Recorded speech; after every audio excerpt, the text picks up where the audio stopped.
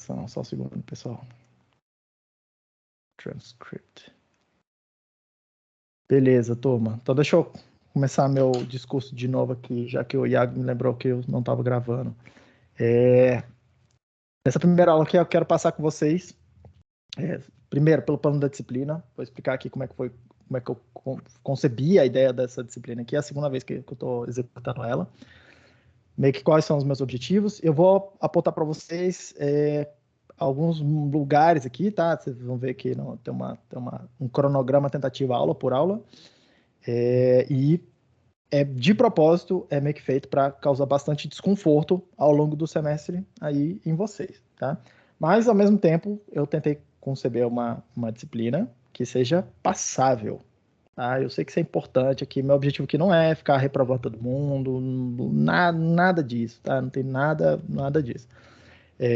Mas, para isso, tipo assim, eu acho que é bem interessante estar todo mundo na mesma página para entender como é que vão ser as regras aqui, o que eu espero de todo mundo.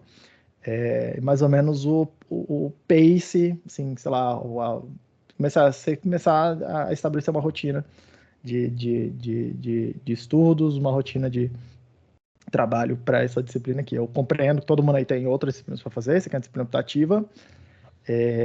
Apesar de ser disciplina optativa, tem 50 alunos matriculados, que é muita coisa para uma disciplina, para disciplinas optativas, tá? A gente tinha aberto 30 vagas, teve uma demanda monstruosa, e eu não sei dizer ainda, eu espero ouvir esse feedback de vocês em algum momento, mas eu não sei dizer se é porque é o assunto que desperta interesse, eu espero que sim, ou se alguns de vocês tiveram aula aqui comigo, alguns de vocês aí ouviram falar da disciplina por conta de outros colegas de vocês, que teve alguns colegas de vocês que fizeram essa disciplina um ano atrás, e eles fizeram uma baita propaganda da disciplina, tá? Então, não sei dizer se eles falaram bem de mim ou falaram bem do assunto, eu não sei dizer. De qualquer maneira, eu fico lisonjeado pela procura. Eu espero que todo mundo tenha sucesso aqui na disciplina, mas principalmente, tá? Eu espero que eu consiga provocar um pouco uma forma de pensar nessa história de programação um pouco diferente para vocês, tá? Tem aluno aqui de todos os nossos 4 cursos, tá? De elétrica, computação, redes, mecatrônica. Tem um colega, eu não sei dizer se ele está aqui, eu não me lembro o nome dele, mas tem um colega da engenharia mecânica. Vocês podem ter certeza que os assuntos tem colegas aqui da computação, né? Do bacharelado em computação, tem colegas aqui que acho que são da licenciatura em computação, talvez. O que eu vou falar aqui para vocês, vários assuntos. Alguns assuntos eles vão ser bem mais teóricos, tá? Talvez de mais interesse do pessoal do curso de bacharelado em ciência da computação, mas para todo mundo aqui, eu acho que essa forma de pensar em como falar com o computador, basicamente é isso que vai fazer aqui, tá? Expressar ideias, ela vai ser útil para todas as engenharias. A minha formação não é em computação, meus trabalhos principais não são em computação, sou engenheiro eletricista, trabalho com sistemas embarcados, principalmente sistemas embarcados, sistemas cyberfísicos, né? Sistemas, nunca sei uma boa tradução para isso, mas sistemas que tentam misturar tanto computação, uma coisa mais que seriam esses assuntos mais de computação um pouco mais hardcore, com assuntos que serão um pouco mais de engenharia, um pouco mais hardcore, tá? Que é falar um pouco mais em hardware, falar principalmente em hardware analógico, não necessariamente em hardware eletrônico, tá? Esse é o meu tema de pesquisa principal, meu tema de interesse principal.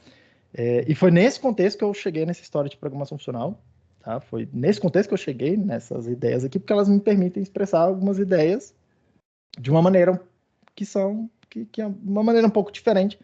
E aí vocês vão ver aqui, e eu incorporo isso nessa disciplina. Parte do que a gente vai fazer aqui é tentar tentar reconciliar, tá? Essa história de programação com matemática. Isso aqui não é uma disciplina de matemática, mas isso aqui é um dos meus objetivos. Tentar mostrar para vocês que essas coisas não são irreconciliáveis, principalmente o pessoal da computação. Vocês estudam, mas não só, tá? Vocês estudam cálculo pra caramba, vocês estudam um monte de coisa. E quando vocês vão falar de programação, estruturas de dados e não sei o quê, parece que são 2 mundos completamente, assim, que eles não se comunicam e eles não conversam, tá? Parece que é outro conjunto de habilidades. aqui a gente vai ver que essas coisas elas são muito mais próximas do que o mainstream aparenta no primeiro momento, tá? E a minha ideia é começar a colocar essa provocação para vocês. Ainda aqui, falando um pouco em geral na disciplina. A gente vai usar uma linguagem específica, é impossível falar de ideias de computação sem expressá-las numa linguagem, em particular uma linguagem de programação. Eu vou usar uma linguagem chamada Haskell. Não é uma linguagem difícil, é uma linguagem, pelo contrário, uma linguagem extremamente elegante, extremamente bonita, mas ela tem suas idiosincrasias. Então, em alguns momentos aqui, a gente vai precisar falar um pouco de sintaxe da linguagem, coisas um pouco mais específicas, construções um pouco mais específicas da linguagem, mas o meu objetivo aqui não é necessariamente ensinar vocês Haskell em si, tá? Haskell é uma linguagem muito mais acadêmica do que prática, apesar de que ela é utilizada em grandes projetos, em bancos, em instituições tipo rede social aí que trabalha com, principalmente em lugares onde tem problemas de big data, esse tipo de coisa, se utiliza Haskell em alguma medida. O projeto mais importante que eu vi, talvez mais famoso de Haskell, é o filtro anti-spam do Facebook, tá? É escrito em Haskell, mas usa bastante em instituições financeiras. Mas apesar disso, a minha ideia aqui não é ficar ensinando para vocês Haskell necessariamente. Vocês vão ver que é uma linguagem bonita, elegante, alguns de vocês vão concordar ou não comigo ao longo do tempo, mas ela vai ser uma linguagem que vai me permitir expressar as ideias que eu quero de maneira razoavelmente limpa, tá? Vocês vão ver que a sintaxe é muito limpa, a sintaxe é muito simples, é razoavelmente simples, tem entre as poucas construções, e ele tem uma segunda vantagem, e por isso que a gente vai usar essa linguagem particular nessa disciplina aqui, que Haskell traz um sistema de tipos muito interessante. Um sistema de tipos não é uma novidade, tá? Linguagem tipo C, C++, Java, todas essas são linguagens tipadas, razoavelmente tipadas, né? Que a gente chama de estaticamente tipadas. O compilador verifica essa conversa de tipos. A gente vai falar melhor sobre o que é tipos, o que o compilador está fazendo com isso, como é que a gente pode utilizar isso, tá? Mas a Haskell, vocês vão ver que ele vai levar essa ideia dos tipos para outro patamar. E ele vai permitir a gente expressar ideias extremamente abstratas e usar essa história dos tipos como se fosse um guardrail para a gente implementar várias ideias que são bastante abstratas e elas são muito difíceis de expressar em outras linguagens. E em Haskell elas vão ser muito mais facilmente expressáveis, tá? Qual que é a vantagem de fazer isso? Vocês vão ser expostas a várias ideias que hoje elas não estão 100% integradas nas linguagens mainstream, mas elas estão aparecendo em tudo, começando a aparecer em todas as linguagens aí, tipo Java, C++, linguagens um pouco mais novas, tipo Rust. Rust, por exemplo, o sistema de tipos é muito parecido com o sistema de tipos do Haskell, tá? É um negócio que eu tenho estudado bastante ultimamente. Julia é uma linguagem também que tem um sistema de tipos bastante com várias ideias inspiradas em Haskell, várias linguagens mais moderninhas. Elas estão ganhando corpo estão incorporando ideias que nascem aqui nessa linguagem, que na verdade é um grande laboratório de pesquisa de linguagem de programação, tá? Então vamos lá. Administrativamente aqui, tem alguns de vocês que estão matriculados nessa disciplina N0332, tópicos de engenharia, tá? Que é uma disciplina oferecida pelo Departamento de Engenharia Elétrica, tem 40 vagas, tem 40 alunos matriculados aqui nessa disciplina em particular. Essa disciplina é optativa para maioria acho que para todos os cursos de engenharia, tá? E aí por isso que eu abro ela com bastante vagas, e aí pensando principalmente no pessoal dos cursos de computação, o bacharelado, a licenciatura em computação, a gente abre também, eu fiz isso da outra vez, coordenação de curso topou, fazer isso de novo. A gente abriu uma turma que chama Tópicos Avançados de Computadores, tem 10 alunos matriculados, que o objetivo de fazer isso é que todo mundo consiga ganhar crédito como disciplina optativa, tá? Porque essa disciplina Tópicos de Engenharia, ela não é optativa para os cursos de computação, os cursos lá do bacharelado e licenciatura em computação. Então, a ideia é essa, tá? Tem alunos aqui de engenharia, das engenharias diversas, matriculados nessa disciplina do SIC. com vocês checar se ela está como optativa para o curso de vocês. Se não estiver, conversar com o coordenador, tá? Eu fiz a minha parte o melhor que eu podia para todo mundo ganhar a optativa e em vez de ganhar módulo livre, tá? Mas pelo menos está todo mundo matriculado, todo mundo vai fazer a matéria. O meu nome é esse, meu e-mail é esse, j.ed@n.bnb.br, mas eu já vou adiantar para vocês que não adianta mandar e-mail para mim, porque eu não olho e-mail todo dia. Eu simplesmente em algum momento perdi controle dos meus e-mails e eu assumi que eu sou incapaz de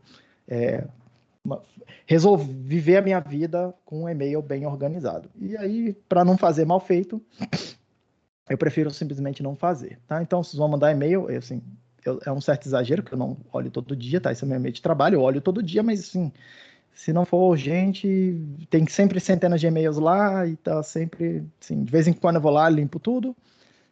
Mas se você precisa falar comigo, é muito mais fácil me procurar aqui no Teams, muito mais fácil. Alguns de vocês aí têm meu telefone, meu WhatsApp. O WhatsApp é um negócio que eu olho uma vez por dia também, mas eu vou responder vocês em algum momento. No Teams é algo que eu olho 2, 3, 4, 5 vezes por dia. Eu olho com muito mais frequência, porque eu sei que é o canal principal aqui de comunicação com vocês. Então vocês vão me encontrar muito mais facilmente, tá? Para me encontrar no Teams é só ir lá na busca e me procurar pelo meu nome. Acho que só tem eu de José Edion nessa universidade. Não deve ser muito difícil de me encontrar. Manda um chat lá. Todo mundo está inscrito na equipe do Teams. Posta lá perguntas e dúvidas, porque tem outros 49 colegas de vocês aqui. E ainda 2 monitores que foram alunos aqui da disciplina no ano passado. São 2 caras excelentes, tá? É o Breno e o Eduardo, 2 caras excelentes. Os caras estão manjando pra caramba de Haskell, de programação funcional. Os caras são bons pra caramba e eles estão pilhadaços aqui na disciplina, tá? Então, bota lá que eles vão ajudar também, estão de olho nessa coisa. Se você precisar conversar comigo de maneira um pouco mais síncrona, alguma coisa, me manda uma mensagem no Teams que a gente acha um horário para agendar, para fazer uma reunião 1 a 1, se for necessário. O horário da aula, segundas e quartas-feiras, das 16 às 17h50, tá? Eu vou adiantar um pouco para vocês. Eu não costumo atrasar, então as aulas começam de fato assim, 16, vocês vão ver que eu entro aqui, tento bater um papo, assim, fazer uma piadinha, bater um papo com alguém, não sei o quê, porque é para eu entrar no clima da aula, mas mais ou menos ali 16h05 estão começando, tá? Aqui nessa disciplina eu dou de fato 1h50 de aula, às vezes até mais, tá? Então, sim, vocês vão ver que as aulas são bastante densas mesmo. Eu vou tentar me policiar para fazer um intervalozinho ali de, sei lá, alguns minutos, assim, para levantar um pouquinho, pegar uma água, alguma coisa, mas eu, normalmente, quando eu começo a falar, eu esqueço disso. Mas eu sempre estou tentando, tá? Eu vou adiantar aqui para vocês. As quartas-feiras, pode ser que existam algumas quartas-feiras que eu me atrase, porque eu ainda estou no cargo de chefia do departamento, e nas quartas-feiras, a cada 15 dias, eu tenho que participar de uma reunião, que é o conselho da faculdade, que é de 2 às 4, e às vezes essa reunião estende um pouquinho, mas ela não passa de coisa assim de 10, 15 minutos de atraso, tá? Então, se atrasar, eu vou avisar vocês ali pela equipe do Teams, vocês ficam aí, tomam um café, faz alguma coisa, mas vai ter aula, tá? E se tiver algum problema, de fato, que não for ter aula, eu vou avisar vocês e a gente vê como é que a gente faz a reposição. Provavelmente, se tiver algum dia que não tiver aula, eu tenho margem, tá? Para 2, 3 aulas ali perdidas, até porque às vezes pode ser que eu precise atender alguma urgência, às vezes eu preciso participar de alguma conferência, alguma coisa que surja no meio do caminho. Tem espaço na agenda para isso, mas se for preciso eu gravar a aula, vocês vão assistindo na medida que for necessário, tá? Em relação a gravar a aula, as aulas aqui vão ser gravadas, o Iago mesmo me lembrou, se vocês perceberem que eu comecei a falar e não tá gravando a aula, fica uma bolinha vermelha aí na tela do Teams, na parte de cima, me avisa, e o melhor em vez de mandar no chat, que nem o Iago fez hoje, que eu ainda tô de olho, o melhor é abrir o microfone e falar, professor não tá gravando a aula, para eu poder lembrar disso, tá? E aí eu vou botar numa playlist lá no YouTube, vou botar o link da playlist lá no Teams para vocês, para ficar fácil de encontrar também as aulas lá no YouTube, tá? É bem melhor acompanhar as aulas síncronas, tá? Porque aí vocês podem perguntar, eu estou sempre atento aqui a perguntar, tem espaço, é altamente bem-vindo que vocês façam perguntas, tá? Ao longo da aula, até porque isso vai me guiando para eu saber o que vocês estão tendo mais dificuldade ou não. Eu tenho uma noção do que pode ser um pouco mais difícil, mas eu vou sabendo quando vocês vão me dando esse feedback. Lembrando que eu não estou vendo o rosto de vocês, normalmente eu daria essa aula numa sala de aula ou num auditório, eu estaria vendo a expressão de cada um de vocês, eu não tenho esse feedback visual aqui na aula, tá? Então, falem comigo, falem mais comigo. Eu tenho muita dificuldade de acompanhar o chat, tá? Inclusive agora eu tenho 2 monitores aqui e eu tenho 2 monitores aqui, eu até consigo deixar o chat aberto, vou deixar ele aqui, lembrar de fazer isso o tempo todo, mas também dá para acompanhar lá pelas gravações, tá? As gravações demoram 1 ou 2 dias para aparecer lá, normalmente são arquivos razoavelmente grandes, demora um pouquinho para eu subir no YouTube e lembrar de deixar organizado, tá? Mas eu também sempre faço isso com regularidade. Do que a gente vai falar aqui? Essa aqui é a ementa, eu vou falar de tudo isso aqui para vocês e provavelmente muito mais coisas, tá? A gente vai começar hoje ainda, começando a falar um pouco de cálculo lambda, calculando na construção matemática, que eu vou mostrar aqui para vocês, que dá base para essa ideia de programação funcional, tá? Tem 2 grandes paradigmas hoje de programação, que a gente chamaria de programação imperativa, é o que praticamente todos vocês aqui já conhecem, é o que está aí, tá? A linguagem, está refletida nessas linguagens Python, C, C++, Java, tal, parada toda. E todas essas linguagens aí, basicamente, elas derivam de uma construção matemática que a gente chama de máquina de Turing, tá? Basicamente todas elas. Qual que é o grande feature, assim, a característica principal, tá? Máquina de Turing, tudo gira em torno de você, o tempo todo, ter acesso a monitorar uma memória. Lá no o Turing chamou lá na máquina dele de fita. Ele tem literalmente uma fita que a pessoa imagina, inclusive, uma fitinha de papel, que é uma memória, que a máquina tem acesso a uma memória que ela pode ler, escrever nessa memória, coisa toda, e o programa, tá, gira em torno desse conceito de ficar operando nessa memória, nessa fita, tá? Programação funcional aqui, o cálculo lambda, eu vou mostrar para vocês, não tem nada a ver com isso. Não tem nada a ver, não existe essa noção de memória no cálculo lambda, tá? Existe uma construção matemática que é muito baseada em funções tipo as que vocês viram lá no cálculo, por exemplo, quando você escreve lá, sei lá, f de x igual a x ao quadrado. Deixa eu até anotar alguma coisa aqui, ó. Quando você escreve alguma coisa do tipo assim, f de x igual a x ao quadrado. Tem um conceito aqui, tá? Quando você lê isso aqui, você pensa várias coisas, mas principalmente, tá? O principal conceito aqui é de que você pode pegar um valor concreto para esse x aí. Repare que essa variável aqui é uma coisa completamente abstrato, ele pode ser qualquer número, em princípio, né? Sei lá, se for o conjunto dos números reais aqui que ele aceita. Pode ser qualquer número, e aí você pode fazer coisas com essa função, que são, por exemplo, chegar aqui e falar, quanto que é? Perguntar para essa função. Quanto que é o x? 2.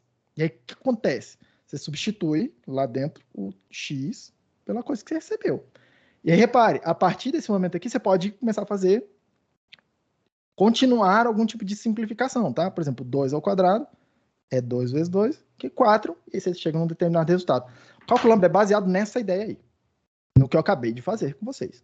É uma ideia simples, vocês já sabem fazer isso, tá? O que eu vou mostrar aqui para vocês é como é que a gente consegue envelopar essa ideia, como é que a gente consegue abstrair essa ideia, como é que a gente consegue usar essa ideia para expressar conceitos computacionais. Como é que eu expresso uma estrutura de dados? Como é que eu expresso uma computação em torno dessa ideia? Como é que eu faço alguma coisa útil usando esta ideia e não a ideia de ter uma memória e eu fico escrevendo lá na memória, numa variável numa memória, tá? É isso que a gente vai fazer aqui, tá? Percebo que a ideia é simples. Vocês já conhecem a ideia básica.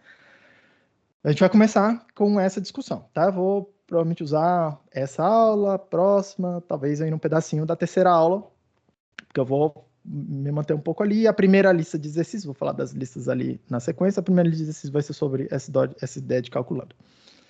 Depois a gente vai falar sobre quase um panorama geral da linguagem aqui para poder passar a sintaxe geral de Haskell para vocês, tá? A gente vai falar de o que são valores, de funções, de definições, tipos, especificações.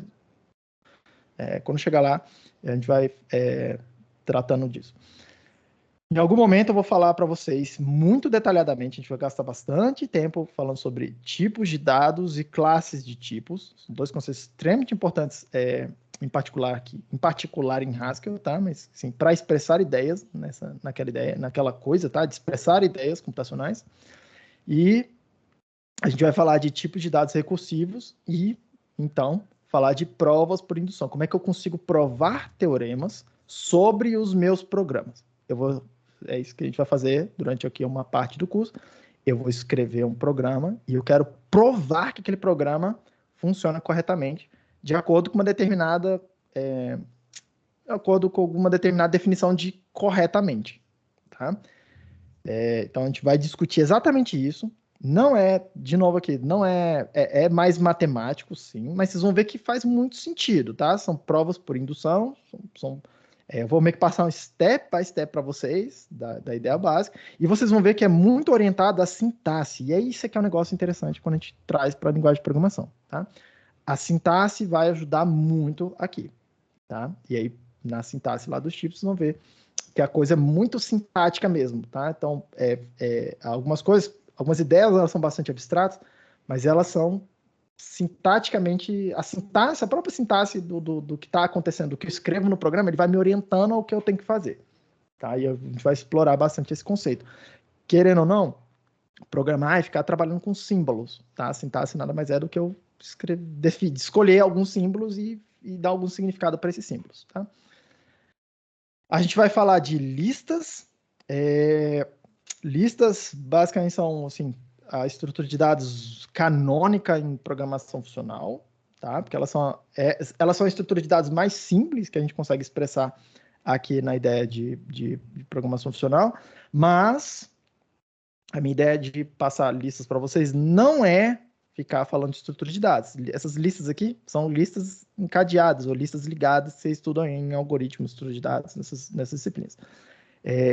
Mas mostrar para vocês um outro conceito extremamente importante, que é pensar na estrutura de dados não necessariamente como uma caixa que eu boto os dados lá dentro, mas como uma forma de ordenar a computação. É uma forma de eu falar assim, tal parte da computação tem que acontecer antes daquela, tá? E vocês vão ver que isso vai ser necessário porque a gente não tem a gente tem uma noção de sequência um pouco mais, vocês vão ver que é um pouco mais abstrata aqui, tá? Mas a gente vai discutindo isso, tá? Eu vou falar de árvores e de algumas outras estruturas de dados, vão ver que assim, nossa, assim, chega a ser desonesto, chega a ser desleal com várias outras linguagens, porque expressar algumas estruturas bem complicadas aqui em programação funcional é muito mais fácil do que ficar mexendo lá na memória, tá? Vocês vão olhar e falar assim, cara, como é que pode, né? Aqui não tem ideia de ponteiro, que é uma noção que só está ligada com essa história de ficar mexendo em memória, que não tem ponteiro. Não é que não tem ponteiro, tá? Na implementação, a linguagem tem lá mexendo, tá lá definindo um monte de ponteiro, mexendo, mas eu não penso neles, eu não preciso me preocupar, assim, a gente não trata deles diretamente. Tá tudo abstraído lá na implementação da linguagem. A gente vai falar um pouco sobre eficiência, tá? Vocês vão ver aqui que boa parte da coisa vai girar em torno de definições recursivas, tá? E aí vou mostrar para vocês que o compilador tem várias técnicas, algumas que são automáticas, algumas que nem tanto, eu preciso orientar o compilador, algumas coisas, para ele conseguir saber implementar código ótimo, tá? Mas a gente não vai se delongar tanto nessa questão de eficiência aqui, tá? Mais pensando no seguinte, isso é um tema meio comum em todas as linguagens que tem um sistema de tipos muito, muito rígido, tá? Haskell vai ser um exemplo, Rust é um outro exemplo, que é o seguinte, normalmente quando a gente tem esse guardrail do sistema de tipos, a gente faz uma primeira implementação muito mais, vou chamar assim, de legível, muito mais compreensível do que pensando que vai ser performático, vai ser rápido, tá? Mas é uma coisa que provavelmente vai ser uma forma muito natural de expressar uma determinada ideia para resolver um determinado problema. Feito isso, eu tenho uma solução que funciona, que ela resolve um problema. O sistema de tipos, depois, ele vai me guiando, ele vai me ajudando a refatorar isso sem eu quebrar a minha solução. Eu mantendo as propriedades, e a principal propriedade que é, o programa resolve o problema. Eu quero manter essa propriedade do meu programa. Ele precisa, qualquer coisa que eu faça nele a partir de agora, eu quero que ele continue resolvendo o problema que ele resolve. Eu não quero quebrar o programa, eu quero botar um bug lá nele. É isso que eu não quero que aconteça. O sistema de tipos vai guiar a gente, não vai deixar a gente fazer essas besteiras. Muitas besteiras, ele não pega tudo, tá? Não é impossível pegar tudo. Eu uso lógicos, por exemplo.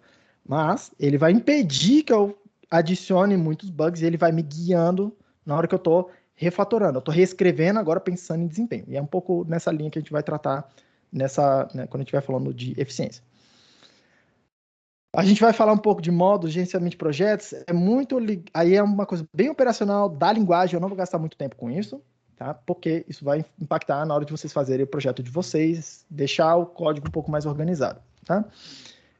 A gente vai falar um pouco de testes, mas vocês já vão interagir com testes desde a segunda lista de exercício, porque a gente vai dar alguns, tipo assim, a parte da especificação é um texto, a lista lá vai ter as questões, né? Parte é já uma especificação em forma de teste, que aí você vai programando e um pedaço do software que eu dei para você, ele vai falando, isso aqui que você fez está certo de acordo com o que eu disse que é o certo, seria o certo, tá? Você tem uma referência para o próprio software falar assim, não, beleza, isso aqui que você fez atende a determinada especificação, então ele seria certo, tá? A gente vai falar um pouco sobre teste, mas aqui não é uma disciplina de engenharia de software, onde você vai falar de muita coisa.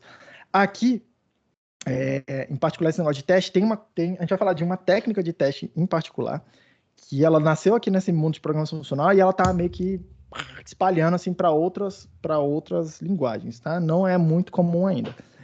É muito comum vocês encontrarem o que a gente chama de testes unitários. É você ter uma forma de especificar casos de teste. Falar assim, para essa entrada, essa aqui tem que ser o resultado. Para aquela outra entrada, aquele outro resultado, tá? Apresentar casos particulares do programa e verificar se a resposta é o que você acha que deveria ser. Esse é o teste unitário. Aqui, Haskell foi a primeira linguagem onde apareceu uma ferramenta chamada Quick Check. Quick Check é uma ferramenta que implementa um outro paradigma de teste, que a gente chama de teste de propriedade. Então, em vez de falar um caso particular de entrada, falar assim, tem uma entrada aqui. Talvez vocês percam a minha tela, que eu vou precisar tirar um cabo aqui. Em vez de eu dar casos particulares de teste, eu vou expressar uma propriedade que uma determinada função precisa ter. Por exemplo, tá? Para ficar bem concreto. Sei lá, tem uma função que calcula números. Calcula uma sequência numérica. Aí eu posso querer expressar a ideia.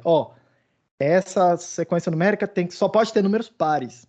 E aí eu expresso essa ideia. A sequência, o resultado só pode ter números pares. Mas eu não digo quais são os números pares. Eu digo para ela, isso aqui é um número par, aqui dentro só pode ter esse tipo de coisa aqui. E aí o programa de teste, o teste, tá, vai produzir os casos de teste e vai realizar esse teste, vai procurar no seu programa se aquela propriedade é atendida ou não, uma forma mais abstrata de testar. Tá? E esse tipo de teste, que a gente chama de teste de propriedade, cara, tá começando eu tenho visto, é incomum ainda, mas tem começado a aparecer mais em outros contextos, tá? Em algum momento isso vai aparecer bem mais, assim, vai ser, vai explodir, tá? Porque é uma técnica de teste que, do ponto de vista de quem está desenvolvendo o software, melhora muito sua eficiência de trabalho, porque você expressa uma ideia, tá? Muito mais geral e aí vai ter uma ferramenta que procura descobrir quais são as entradas que produzem um contra-exemplo da sua propriedade. E aí ele te diz, para essa entrada, a propriedade que você quer não está sendo atendida. Tá? Aí você começa a direcionar a correção disso. É bem interessante, vocês vão ver.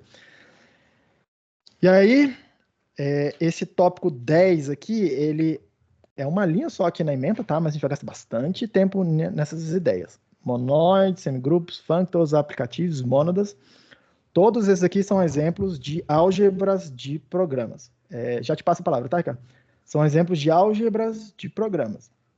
De novo, trazendo uma ideia da matemática para dentro dessa ideia aqui de computação. Tem tudo a ver com os tipos, com o sistema de tipos, tá?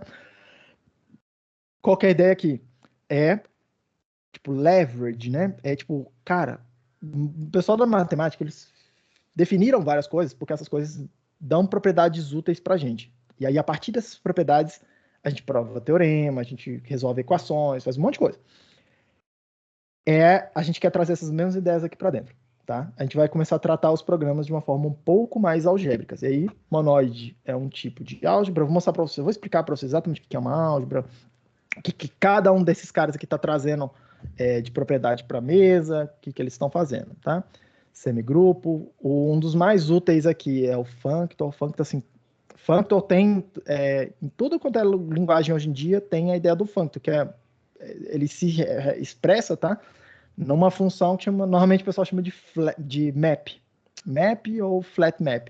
Normalmente em Java, em JavaScript, em C++, tá? São essas construções aí. Aplicativo, vocês vão ver aqui, eu vou mostrar para vocês um exemplo de como é que a gente faz, como é que a gente expressa parsers com essa ideia com esse tipo de álgebra aqui, que a gente chama de aplicativo. Vocês vão ver que começa a ser desonesto, desleal também com outra linguagem, porque vocês nunca mais vão querer escrever um parser em qualquer outra linguagem que não seja Haskell. Vocês vão ver isso aqui e vão falar, cara, nunca mais eu quero escrever um parser na minha vida que não seja nessa linguagem aqui.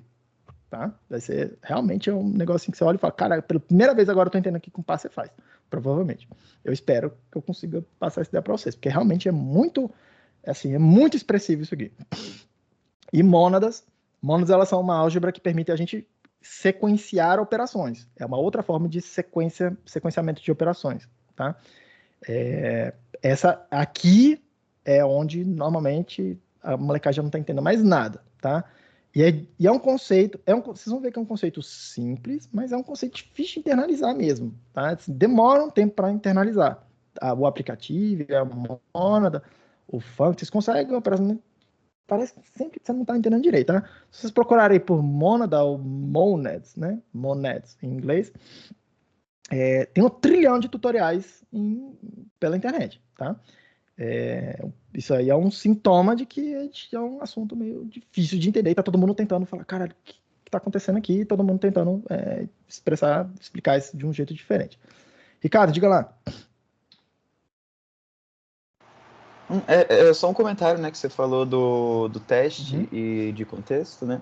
E na empresa onde eu tô estagiando, né, a gente justamente usa isso, com uma ferramenta lá que é o Cucumber, né, aquele sintaxe do Gherkin, que parece ser muito zoado, né, quando é a primeira vez que você vê, mas realmente, você fica passando tudo por contexto, e a forma como você acaba fazendo o teste, você não consegue mais não fazer teste desse jeito. Muda a sua vida e já era, contamina, né? Não, antes eu odiava fazer teste, mas agora é a parte mais legal. É realmente muito bacana. Muda. E eu não conheço o Cucumber, mas provavelmente é inspirado no Quick Check, que é de propriedades também, né? Existe um mapeamento entre uma frase e uma função, né? E você consegue passar o resultado de uma função para outra a partir de um contexto, né? Então deve ser bem inspirado também. É bem bacana. Queria deixar comentado. Beleza. Legal. Seguindo aqui, pessoal. O objetivo é introduzir essas ideias, tá? Não é especificamente aprender Haskell, vocês vão acabar aprendendo Haskell porque não vai ter jeito, mas a minha ideia aqui é passar essas ideias, tá? Conseguir expressar essas ideias de programação funcional. E eu vou me sentir um cara de sucesso com essa disciplina aqui, se acontecer o que normalmente o pessoal fala na internet, tá? Que é o seguinte: tem uma piada aí que rola, uma piada até meio assim, nessa comunidade de programação funcional que diz o seguinte, cara, se você quer contratar um excelente programador de C++, você contrata um programador Haskell mediano. Tá? O cara pode nunca ter escrito uma linha de C++, mas se o cara é um programador Haskell competente, decente, sabe se virar no negócio, ele senta lá, em um mês ele está escrevendo C++ melhor do que os outros. Assim. E melhor não é no sentido de desempenho, mas é código limpo. Ele consegue expressar ideias, ele consegue capturar ideias, ele consegue um projeto do software bem mais limpo do que os outros. Porque uma vez você entende essa história de programação funcional, isso contamina a forma como você faz software pro resto da sua vida. Tá? E essa é a minha ideia. É que isso vire mais uma ferramenta para vocês no cinto de ferramentas de programador, de desenvolvedor, de engenheiro de software, de engenheiro, do que quer que seja, do que vocês vão fazer. Tá? É mais uma ferramenta para vocês terem lá, para vocês usarem quando for factível. Tá? E vocês vão ver, é uma ferramenta extremamente poderosa. O curso vai ter aulas expositivas, 1h50. Vai ter as listas de exercícios. Vamos falar aqui sobre como é que vai ser a avaliação. Tá? A avaliação tem 2 partes, tá, pessoal? Vão ter algumas listas de exercícios. Eu tenho 5 listas preparadas. Talvez a gente quebre algumas listas. Eu e os monitores a gente ainda está vendo, decidindo ainda os detalhes, tá? Algumas listas a gente já simplificou. A primeira delas, ela tá um pouco mais enxuta, porque realmente ela é uma lista bem chata mesmo. A gente dá uma enxugada nela. E as outras, provavelmente a gente vai quebrar em algumas outras listas um pouco mais focadas e botar alguns itens, fazer algumas variações, mas provavelmente vão ser alguma coisa entre 5, 7, 8 listas ao longo do semestre inteiro, tá? Não são listas impossíveis de fazer, mas são aquele tipo de coisa que se você deixar fazer no último dia, você não vai terminar de fazer, ok? Normalmente, no semestre passado, todo mundo se organizou para fazer as listas, assim, paulatinamente, fez sem precisar virar nenhuma noite. Basicamente é isso que está pensado, tá? Então é muito mais no esquema de se organizarem para fazer as listas. As listas, elas vão ser passadas para vocês no GitHub Classroom, um pouco mais daqui, sei lá, provavelmente na semana que vem eu passo o link do GitHub, da coisa toda para vocês, mas quem não tem conta no GitHub, vai lá e abre a conta logo no GitHub. A maioria de vocês já deve, principalmente pessoas da computação, já trabalha com GitHub o tempo todo, tá? Quem nunca trabalhou com Git e controle de versão, bom momento, essa semana agora, é um excelente momento para você entrar no YouTube e procurar assim, Git tutorial e assistir uns 3 ou 4 tutoriais de Git, tá? Eu vou linkar para vocês também um que eu acho particularmente bom, particularmente razoável, que vai ser a ferramenta que a gente vai usar para eu passar tarefas para vocês e vocês passarem de volta para mim e para os monitores para a gente poder corrigir a coisa, porque vocês vão ficar produzindo código nessas listas, tá? São listas de programação de fato. Já aproveitando coisa de teste aqui, boa parte da correção das notas são os casos de testes que já vão estar lá implementados, que vocês já vão receber. Então, na hora que você submete sua resposta lá no GitHub, ele fala para você, tá? Anota lá, fala, você tirou 7 de 10. E aí, se você quiser melhorar sua nota, você continua, enquanto está dentro do prazo, você continua mexendo lá no teu programa, consertou um problema. Ele diz para você, tá com problema nessa avaliação aqui, nesse item aqui. Isso aqui não está certo. Você continua mexendo lá, corrigiu, sobe de novo lá no Git, ele vai corrigir, vai rodar o negócio para você. Vocês vão ver que demora uns minutos, mas é bem interessante a ferramenta. Você tirou 8 de 10. Se estiver satisfeito, submete e vamos embora, tá? Então, vai funcionar desse jeito. Aí é aquela coisa tradicional, tá? Uma nota de 0 a 10 para cada um. Lá na média final, perdão. Lá na média final, na conta, tá? Vai entrar a média das notas dessas listas, tradicional que vocês estão acostumados. Tem coisas não tradicionais, mas se segue aqui. Segunda parte da avaliação é um projeto. Então, eu já vou recomendar para vocês que montem uma dupla. Talvez a gente libere para fazer em triplas, porque a turma tá bem grande. Mas, se a gente fizer em triplas, eu espero projetos com um pouco mais de complexidade, tá? Mas, em princípio, duplas, um projeto que será proposto por vocês, tá? Em algum momento eu vou dar uma lista de ideias, provavelmente na semana que vem eu já vou botar uma lista de ideias para vocês, algumas coisas que eu acho interessantes, mas a ideia é que vocês proponham alguma coisa que vocês queiram fazer, vai ter algum período lá, tá? Que vocês vão submeter uma proposta, assim, meio que uma descrição de mais ou menos uma página. Eu vou sentar com os monitores, a gente vai olhar para poder tentar ter um filtro de se aquilo tem uma complexidade suficiente para o que a gente espera na disciplina. Tipo, eu não quero alguém que fala para mim, vou implementar um programa que soma 2 mais 2. Tipo, não é para fazer isso, tá? Mas, enfim. Tipo assim, que tenha alguma complexidade, alguma coisa interessante, tenha algum desafio que permita você praticar esses tópicos aqui, não necessariamente todos, tá? Mas praticar esses tópicos que estão listados aqui na ementa. Mas e é principalmente o que a gente vai tentar fazer, tá? Que normalmente é o problema ao contrário, a gente vai tentar filtrar um pouco, diminuir um pouco o escopo dos projetos para que eles não sejam projetos impossíveis. Às vezes você quer propor uma parada que é super legal, mas é grande demais para o tempo da disciplina. Ok? Então, é isso que a gente vai fazer. Já recomendo todo mundo, estou fazendo estágio, porra, pega um problema do seu estágio, às vezes que você já trabalha no seu estágio, quer reimplementar em RAS, estamos dentro. Tem uma coisa aqui sei lá, tem uma empresa, tem uma ideia para uma empresa, queria fazer o demo da parada aqui em RAS. Pode ser um pedacinho dele? Beleza, é por aí, tá? Estou fazendo iniciação científica, tem um negócio aqui que seria interessante reimplementar em RAS? Sim, beleza? É por aí. Então, alguma coisa que seja do seu interesse, não precisa ser tema, não precisa ser uma grande novidade. A ideia é que tenha um pouco de complexidade, que você permita mostrar para a gente que você está dominando um pouco mais essas ideias aqui e fazer alguma coisa legal para aumentar aí no portfólio de vocês, tá?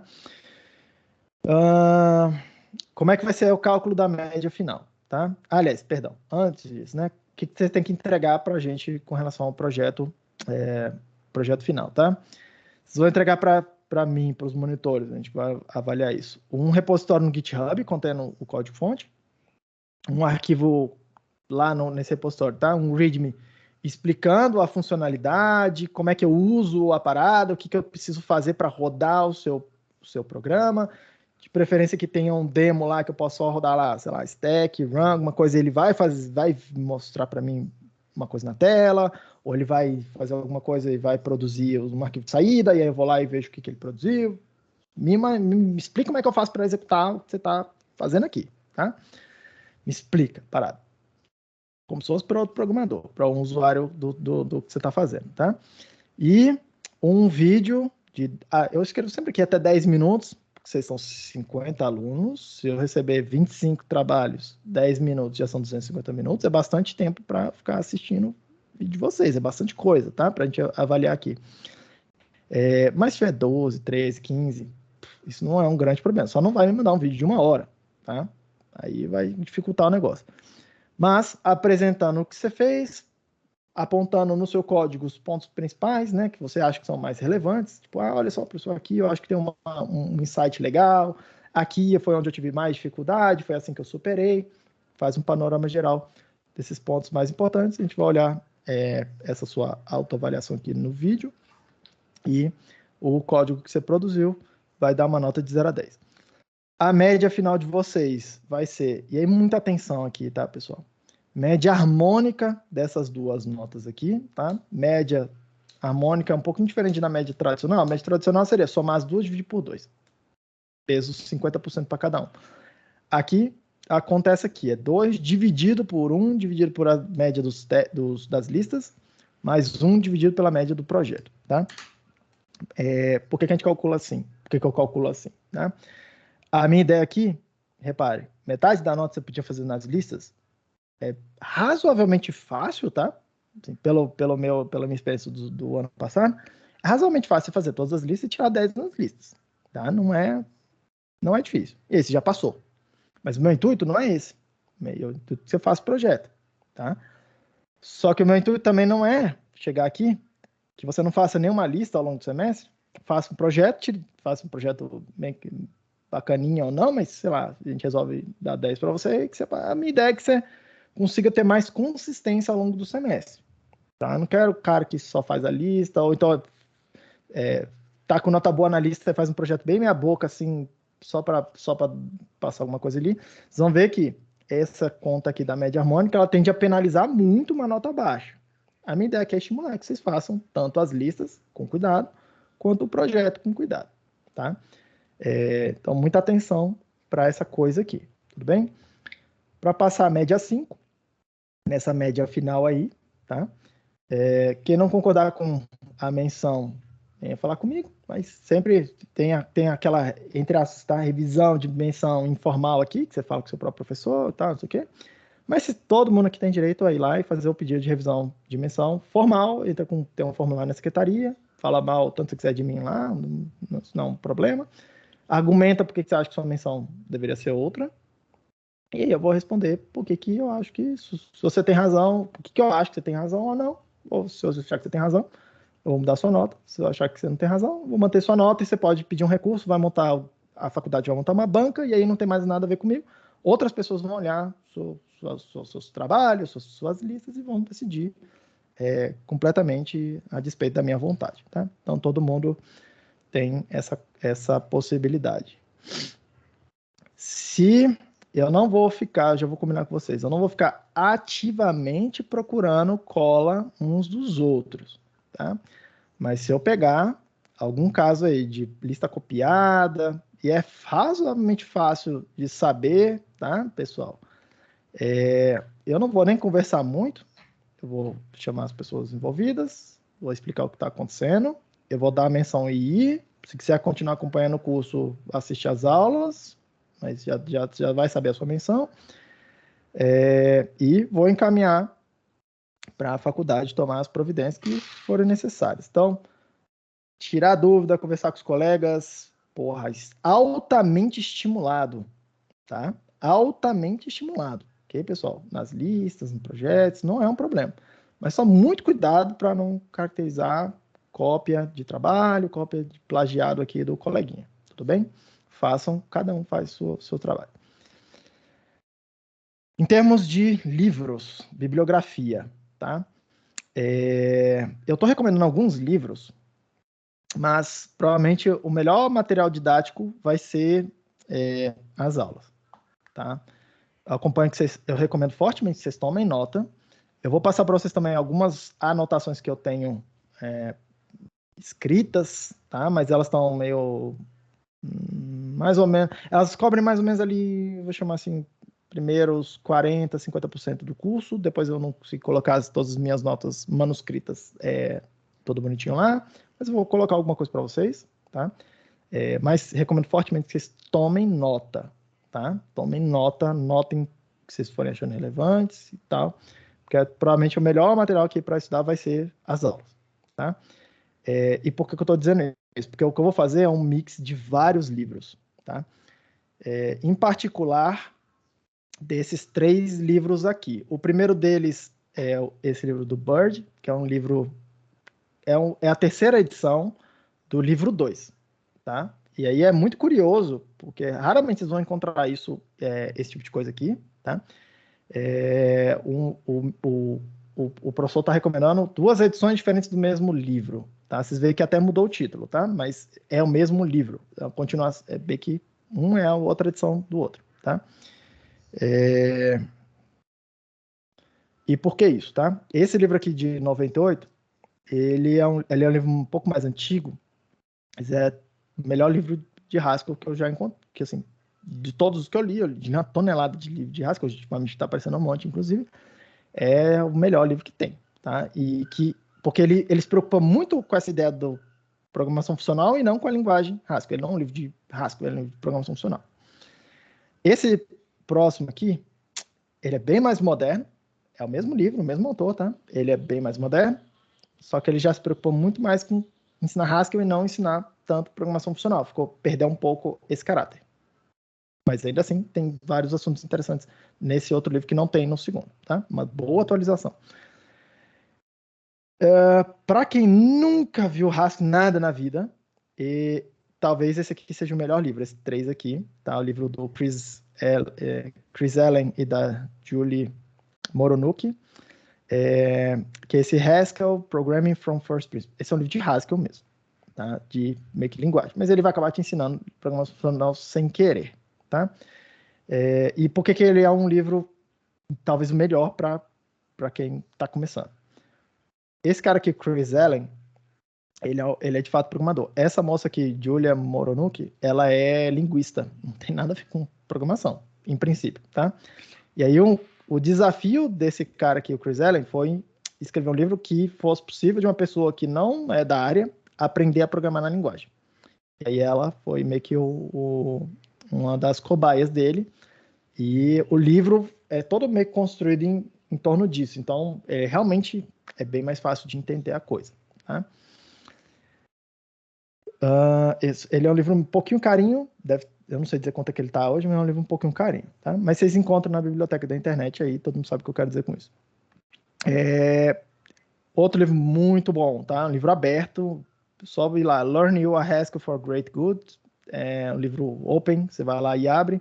Excelente livro principalmente para o início aqui, que é quando a gente vai falando um pouco de sintaxe, né?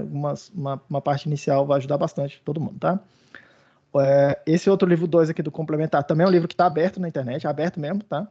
É o Real World Haskell. É um livro meio antigo, 2008, se for olhar. Boa parte dele não roda mais, os exemplos dele não rodam mais, mas ele é um livro excelente de explicar conceitos, explicar as coisas. Vale muito a pena até hoje, tá? E provavelmente eu vou passar alguns artigos para vocês. Artigos científicos, a maior parte da literatura em programação funcional, ela é, na verdade, uma literatura acadêmica, não é tanto industrial. E aí, tem alguns artigos que eles valem muito a pena ler, tá? Mesmo pensando num ponto de vista industrial, para a galera que não quer seguir na academia, tem alguns artigos que valem muito a pena ler. E aí, alguns deles eu vou passar para vocês. E aí eu recomendo que vocês leiam. Eles podem ajudar bastante a entender algumas ideias aqui, tá? Porque o que eu estou fazendo da mesma forma que vocês estão vindo aqui aprender alguma coisa comigo, eu estou indo lá e aprendendo com esses caras aqui que propuseram as ideias. Tá? Então, eu também estou nesse processo de aprender a coisa. Por fim em termos do meu cronograma aqui, tá? Vocês vão encontrar aqui um cronograma tentativa, onde eu não botei as datas das listas, que eu ainda estou fechando isso com os monitores, mas depende um pouco também do andamento que a gente for dando, tá? Não vale a pena passar uma lista se eu não cheguei naquela parte da matéria ainda. Mas basicamente a gente vai gastar algumas aulas aqui falando de cálculo lambda, passar esse panorama da linguagem quase um tutorial. Vocês vão ver que eu vou abrir o terminal aqui e vou mostrar um monte de construções para vocês, tá? Aí a gente vai começar a falar de tipos. Eu gosto de começar a falar desse assunto logo muito cedo. Vocês vão ver que todos os livros, eles evitam, assim, falar de tipos ao máximo possível. Passa, sei lá, 70% do livro, você não entrou nesse assunto com detalhes. Eu acho que tem que ser ao contrário, tá? Eu acho que quanto antes começar a pensar com tipos, mais rápido você vai passar por essa dificuldade. Pensar em tipos e usar isso é uma dificuldade inicial, tá? Mas antes também você consegue se beneficiar do que esses tipos estão trazendo de benefício para a linguagem. Essa aqui é a ideia, tá? Mas a minha ideia aqui também é já muito cedo começar a trazer essas ideias de provas de programas, indução, discutir um pouco a coisa um pouco mais conceitual com vocês em termos dos tipos aqui. A gente vai falar de listas, vou mostrar várias funções, é bem prático aqui essa parte. Projetos é como organizar o software em termos de projetos. Vamos falar de teste, tem feriado de carnaval, não vai ter aula nessa semana aqui, apesar de que no dia 2, entre as feriados, na quarta-feira de ciências vai só até meio-dia, mas, cara, mais fácil liberar vocês aqui e não ficar muita confusão, tá? E aí depois do carnaval a gente vai começar a falar de álgebra de programas, tá? Principalmente aqui, monoide, semigrupo, functor, aplicativo. Provavelmente eu vou querer estender um pouco esse assunto aqui, eu vou provavelmente tentar trazer muito mais exemplos do que eu trouxe no ano passado, tá? Aqui eu senti que ficou um pouco abstrato, vou tentar expandir um pouco essa parte para ficar um pouco mais prática. Vamos falar de I/O, foldable, traversable, são várias álgebras diferentes, tá? Várias interfaces diferentes. Vamos falar de reader state, são duas mônadas em particular, fazer exemplos, a coisa toda. Aqui nessa hora aqui é onde o negócio complica mais, tá, pessoal? Não vou mentir para vocês, não. Até aqui nos carnavais, vamos ver que vai estar mais ou menos light. Aqui o negócio complica. Vocês vão entender o monoide. É simples. Vocês vão entender a história de semigrupo, vocês vão entender o functor.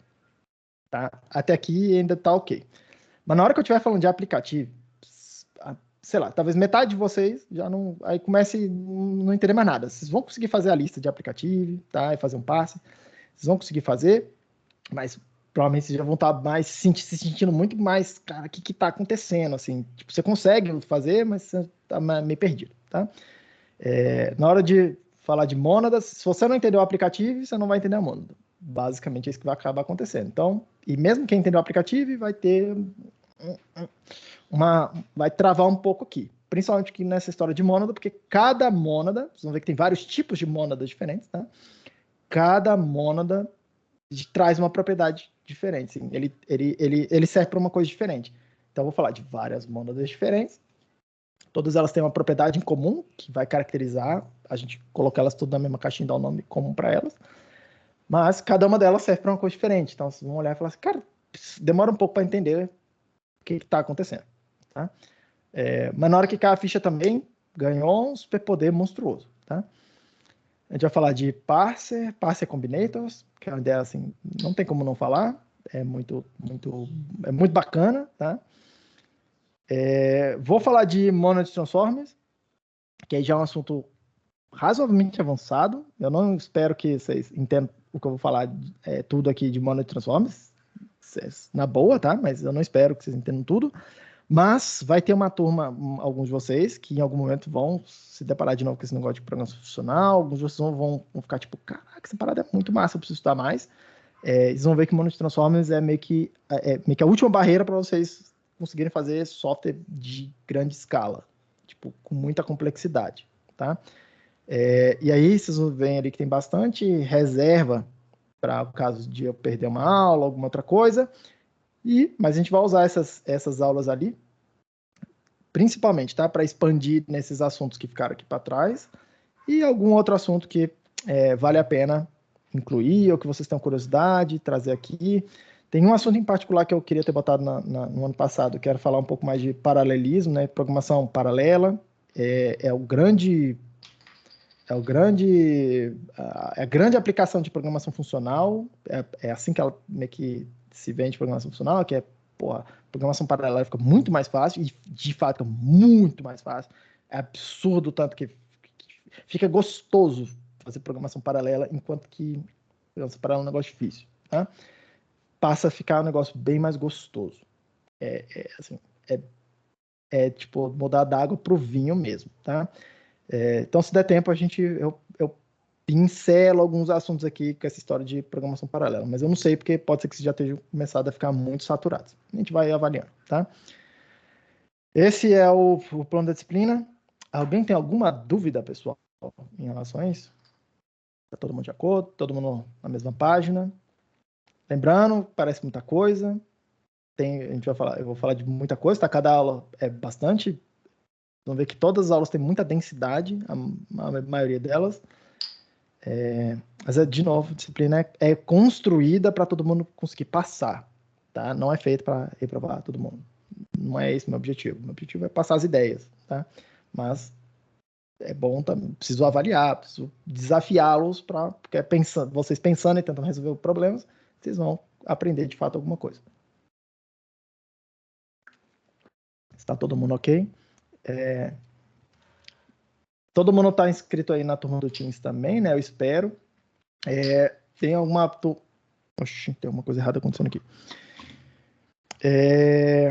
Tem um pessoal aí que entrou, tá aparecendo aqui na turma como convidado, porque vocês não logaram na conta do @aluno.unb na hora de entrar na reunião. Eu recomendo que vocês façam isso, porque aí facilita para vocês verem a gravação. Eu acho que quem está como convidado não consegue ver o chat, não consegue levantar a mãozinha para perguntar e tal.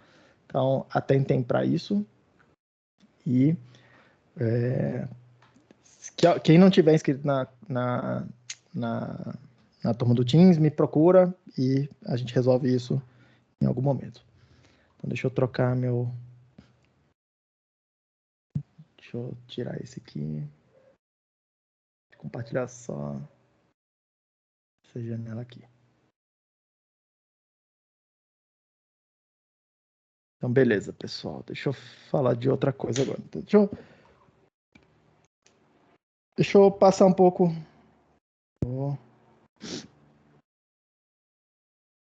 Pronto. Então vamos lá. Deixa eu começar falando um pouco para vocês. A ideia dá bem grosso modo aqui, tá? Mas para começar a ter uma noção do que é que a gente vai fazer, tá? Quero começar a falar um pouco de máquina de Turing e a ideia básica do cálculo lambda, para vocês conseguirem ter uma noção bem interessante, assim, bem clara de qual é a diferença das duas coisas, tá?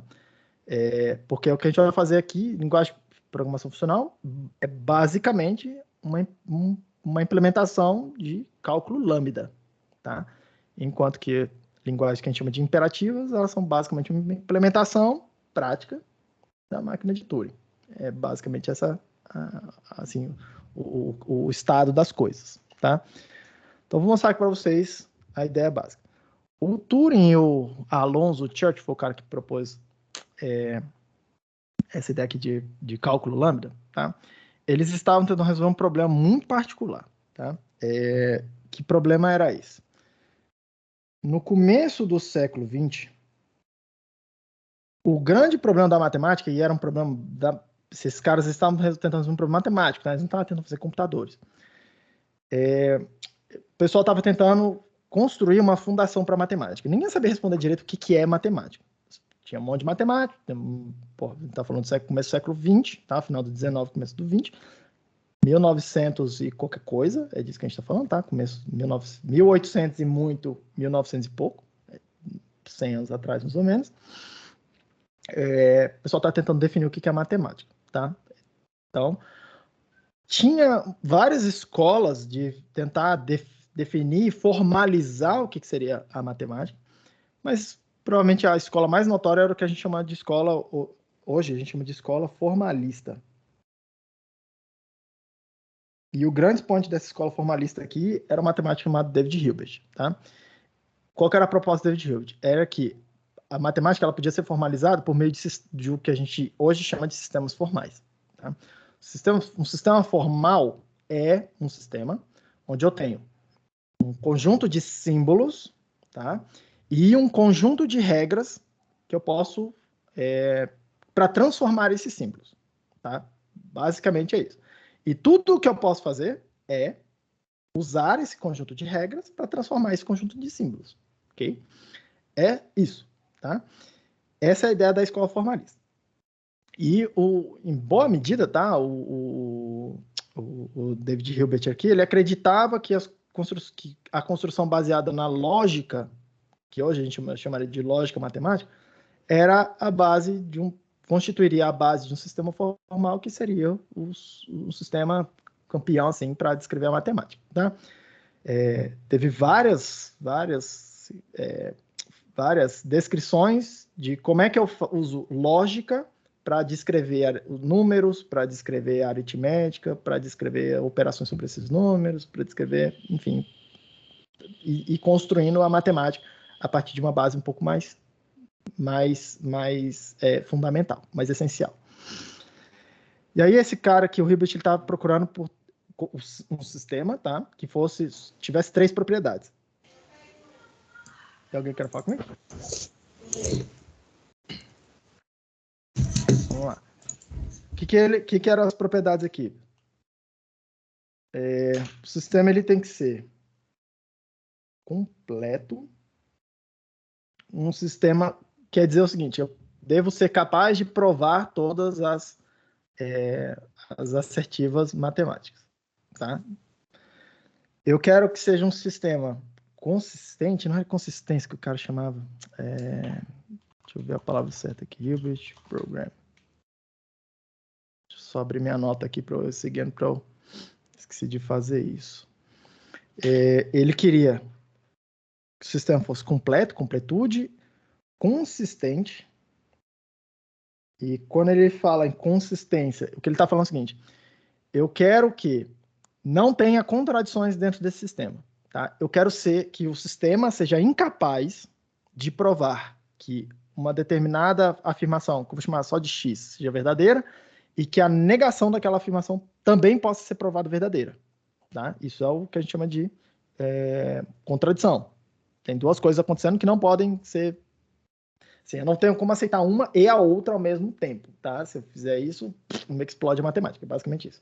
Então, ele está procurando um sistema que tem essa propriedade, tá? Seja incapaz de provar contradições, tá? Sistema livre de contradições. E, por fim, ele criou um sistema que fosse possível decidir, completo, consistente, decidível. Vou escrever assim, apesar essa palavra ficar bem feia.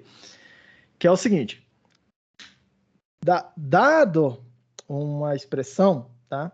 Eu quero quero ser capaz de construir um procedimento que me permita decidir se eu serei capaz de provar aquela expressão ou não, tá? Repare que isso é meio que uma busca, tá? Que tem muito a ver com essa história do completo. Se eu provar que o sistema é completo, eu já sei que eu consigo provar todas as afirmações matemáticas.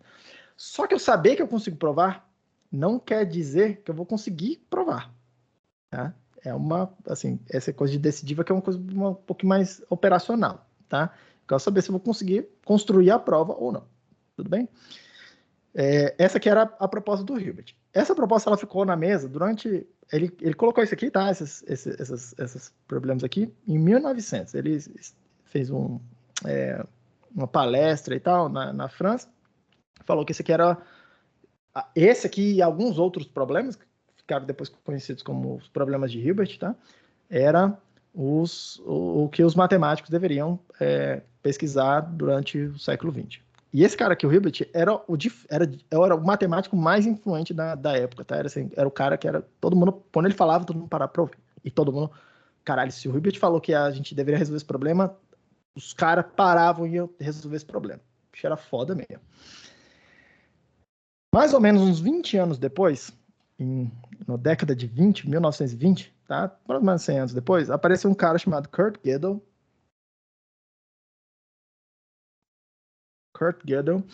que ele provou, ele publicou, tá, 2 teoremas chamados o que a gente chama de teorema da incompletude, né? Incompleteness Theorem. Basicamente, o que ele provou, tá? Ele falou o seguinte, e aí, fazendo uma leitura, é um negócio bem técnico, tá? Mas fazendo uma leitura do que ele fez. Ele falou o seguinte, olha só, qualquer sistema formal que você bole aí, que seja suficientemente poderoso para expressar a álgebra básica, para poder representar os números, operação de somar, subtrair, multiplicar, coisa que vocês estão acostumados aí com os números, coisa mais essencial com os números. Qualquer sistema formal que seja capaz de expressar essa ideia, tá? Ele vai ser incompleto, mais consistente, ou consistente, mais incompleto. Basicamente, você tem que escolher uma dessas duas coisas aqui. Você não tem como ter as duas coisas ao mesmo tempo. Isso quer dizer o seguinte, se eu quiser que o meu sistema, qualquer sistema, tá, seja capaz de provar todos os teoremas da matemática, todas as afirmações eu posso construir uma prova, eu garanto, tem uma prova matemática dizendo que esse sistema ele vai ter contradições lá dentro. E isso é um puta problema, porque quando você consegue provar, tá, que uma coisa é verdadeira e o mesmo sistema prova que a mesma coisa é falsa, como é que você decide qual é o entre aspas, o certo? Como é que você sabe que a coisa fica um problema, tá? Um problema lógico. Então, normalmente, o que a gente quer é, assim, a gente quer um sistema livre de contradições, tá? Consistência é uma coisa mais importante do que completude na matemática. Se a gente puder escolher, a gente vai escolher ter consistência, porque o sistema ele é mais confiável. Eu garanto que eu não posso construir esse tipo de loucura aqui dentro, tá? Problema, que é o que o Gödel provou, é que se você quer consistência, você não será capaz de provar todos os teoremas. Vão existir teoremas afirmações, né? Não são teoremas. São afirmações matemáticas verdadeiras e que a prova delas é impossível. Você não sabe provar. Você não é que você não sabe porque você não encontrou ainda. Você não será capaz de provar. Elas são verdadeiras, mas você nunca vai poder provar que elas são verdadeiras, tá? E aí isso é um problema. Isso aí virou um grande problema, tá? Hoje a gente aceita um pouco melhor esse fato, que vão existir afirmações matemáticas verdadeiras que a gente não vai poder provar. A gente aceita um pouco mais esse fato hoje, mas esse foi meio que o primeiro problema assim, que apareceu nesse negócio aqui, tá? Nesse sistema. Só que agora esse problema de decidir é mais importante ainda. Por quê? Se a partir do momento que eu aceito que meu sistema, eu vou querer construir um sistema, eu garanto que ele é consistente, que eu não tenho paradoxos lá dentro. Vão ter statements, né? Vão ter afirmações verdadeiras que eu não vou ser capaz de provar, e vão ter outras afirmações verdadeiras que eu vou ser capaz de provar. Dado uma afirmação, tem como eu descobrir se eu vou ser capaz de provar ou não antes de encontrar a prova? Porque uma forma de decidir se vai ter prova ou não é fazer uma prova, tá? Construir uma prova. Só que muitos teoremas, eles são, às vezes passam em 100 anos até você encontrar uma prova. Até alguém encontrar uma prova. 200, 300, 500, 1000 anos, às vezes, até alguém encontrar uma prova para uma determinada afirmação, tá? Então, assim, repare, isso é uma tarefa difícil, encontrar provas para coisas complicadas, tá? O que essa que pergunta se uma determinada coisa é decidível ou não está tentando dizer? Cara, se eu te der uma afirmação aqui, matemática, tem algum procedimento que me diz se eu vou conseguir encontrar a prova ou não? Se existe uma prova ou não? Porque tem alguns que não tem prova, tem outros que tem prova. Será que eu consigo descobrir se tem prova ou não tem prova? Porque se eu descobrir que não tem prova, eu já sei que não tem prova, não vou fazer mais nada, vou ficar de boa, vou aceitar isso. Mas se esse procedimento disser para mim, não, esse negócio tem uma prova, aí a gente começa a procurar a prova. Tá? Essa é a ideia básica dessa pergunta. E aí, os matemáticos, começaram a se, diante desse panorama, começaram a procurar uma resposta para essa pergunta, tá? E aí, o primeiro cara que deu uma resposta para isso foi um cara chamado Alonzo Church. Ele mostrou uma prova dizendo que, no caso geral, não existe esse procedimento. Esse é um problema que não tem solução, ele é impossível de ser resolvido. Quando eu digo isso, tá? Isso tem uma implicação monstruosa, porque isso vai dizer para a gente aqui na computação que vão existir programas que a gente não... problemas, tá? Que a gente não consegue fazer um programa para resolver. Não tem como, tá? Tem muito a ver com aquela história do halting problem, tá? Do problema de parada lá do Turing, tá? Mas vou chegar lá. Como é que o Alonzo Church provou isso, tá? Ele construiu um sistema formal em particular, tá? E aí, dentro desse sistema formal, que é consistente, mas é incompleto, ele mostrou um caso particular, um problema, tá? Que não pode ser decidido, que não tem como você fazer um procedimento que decide se ele vai terminar ou não, se vai chegar numa resposta ou não, se vai chegar no teorema ou não vai, tá? E aí ele fez isso inventando o que a gente chama de cálculo lambda.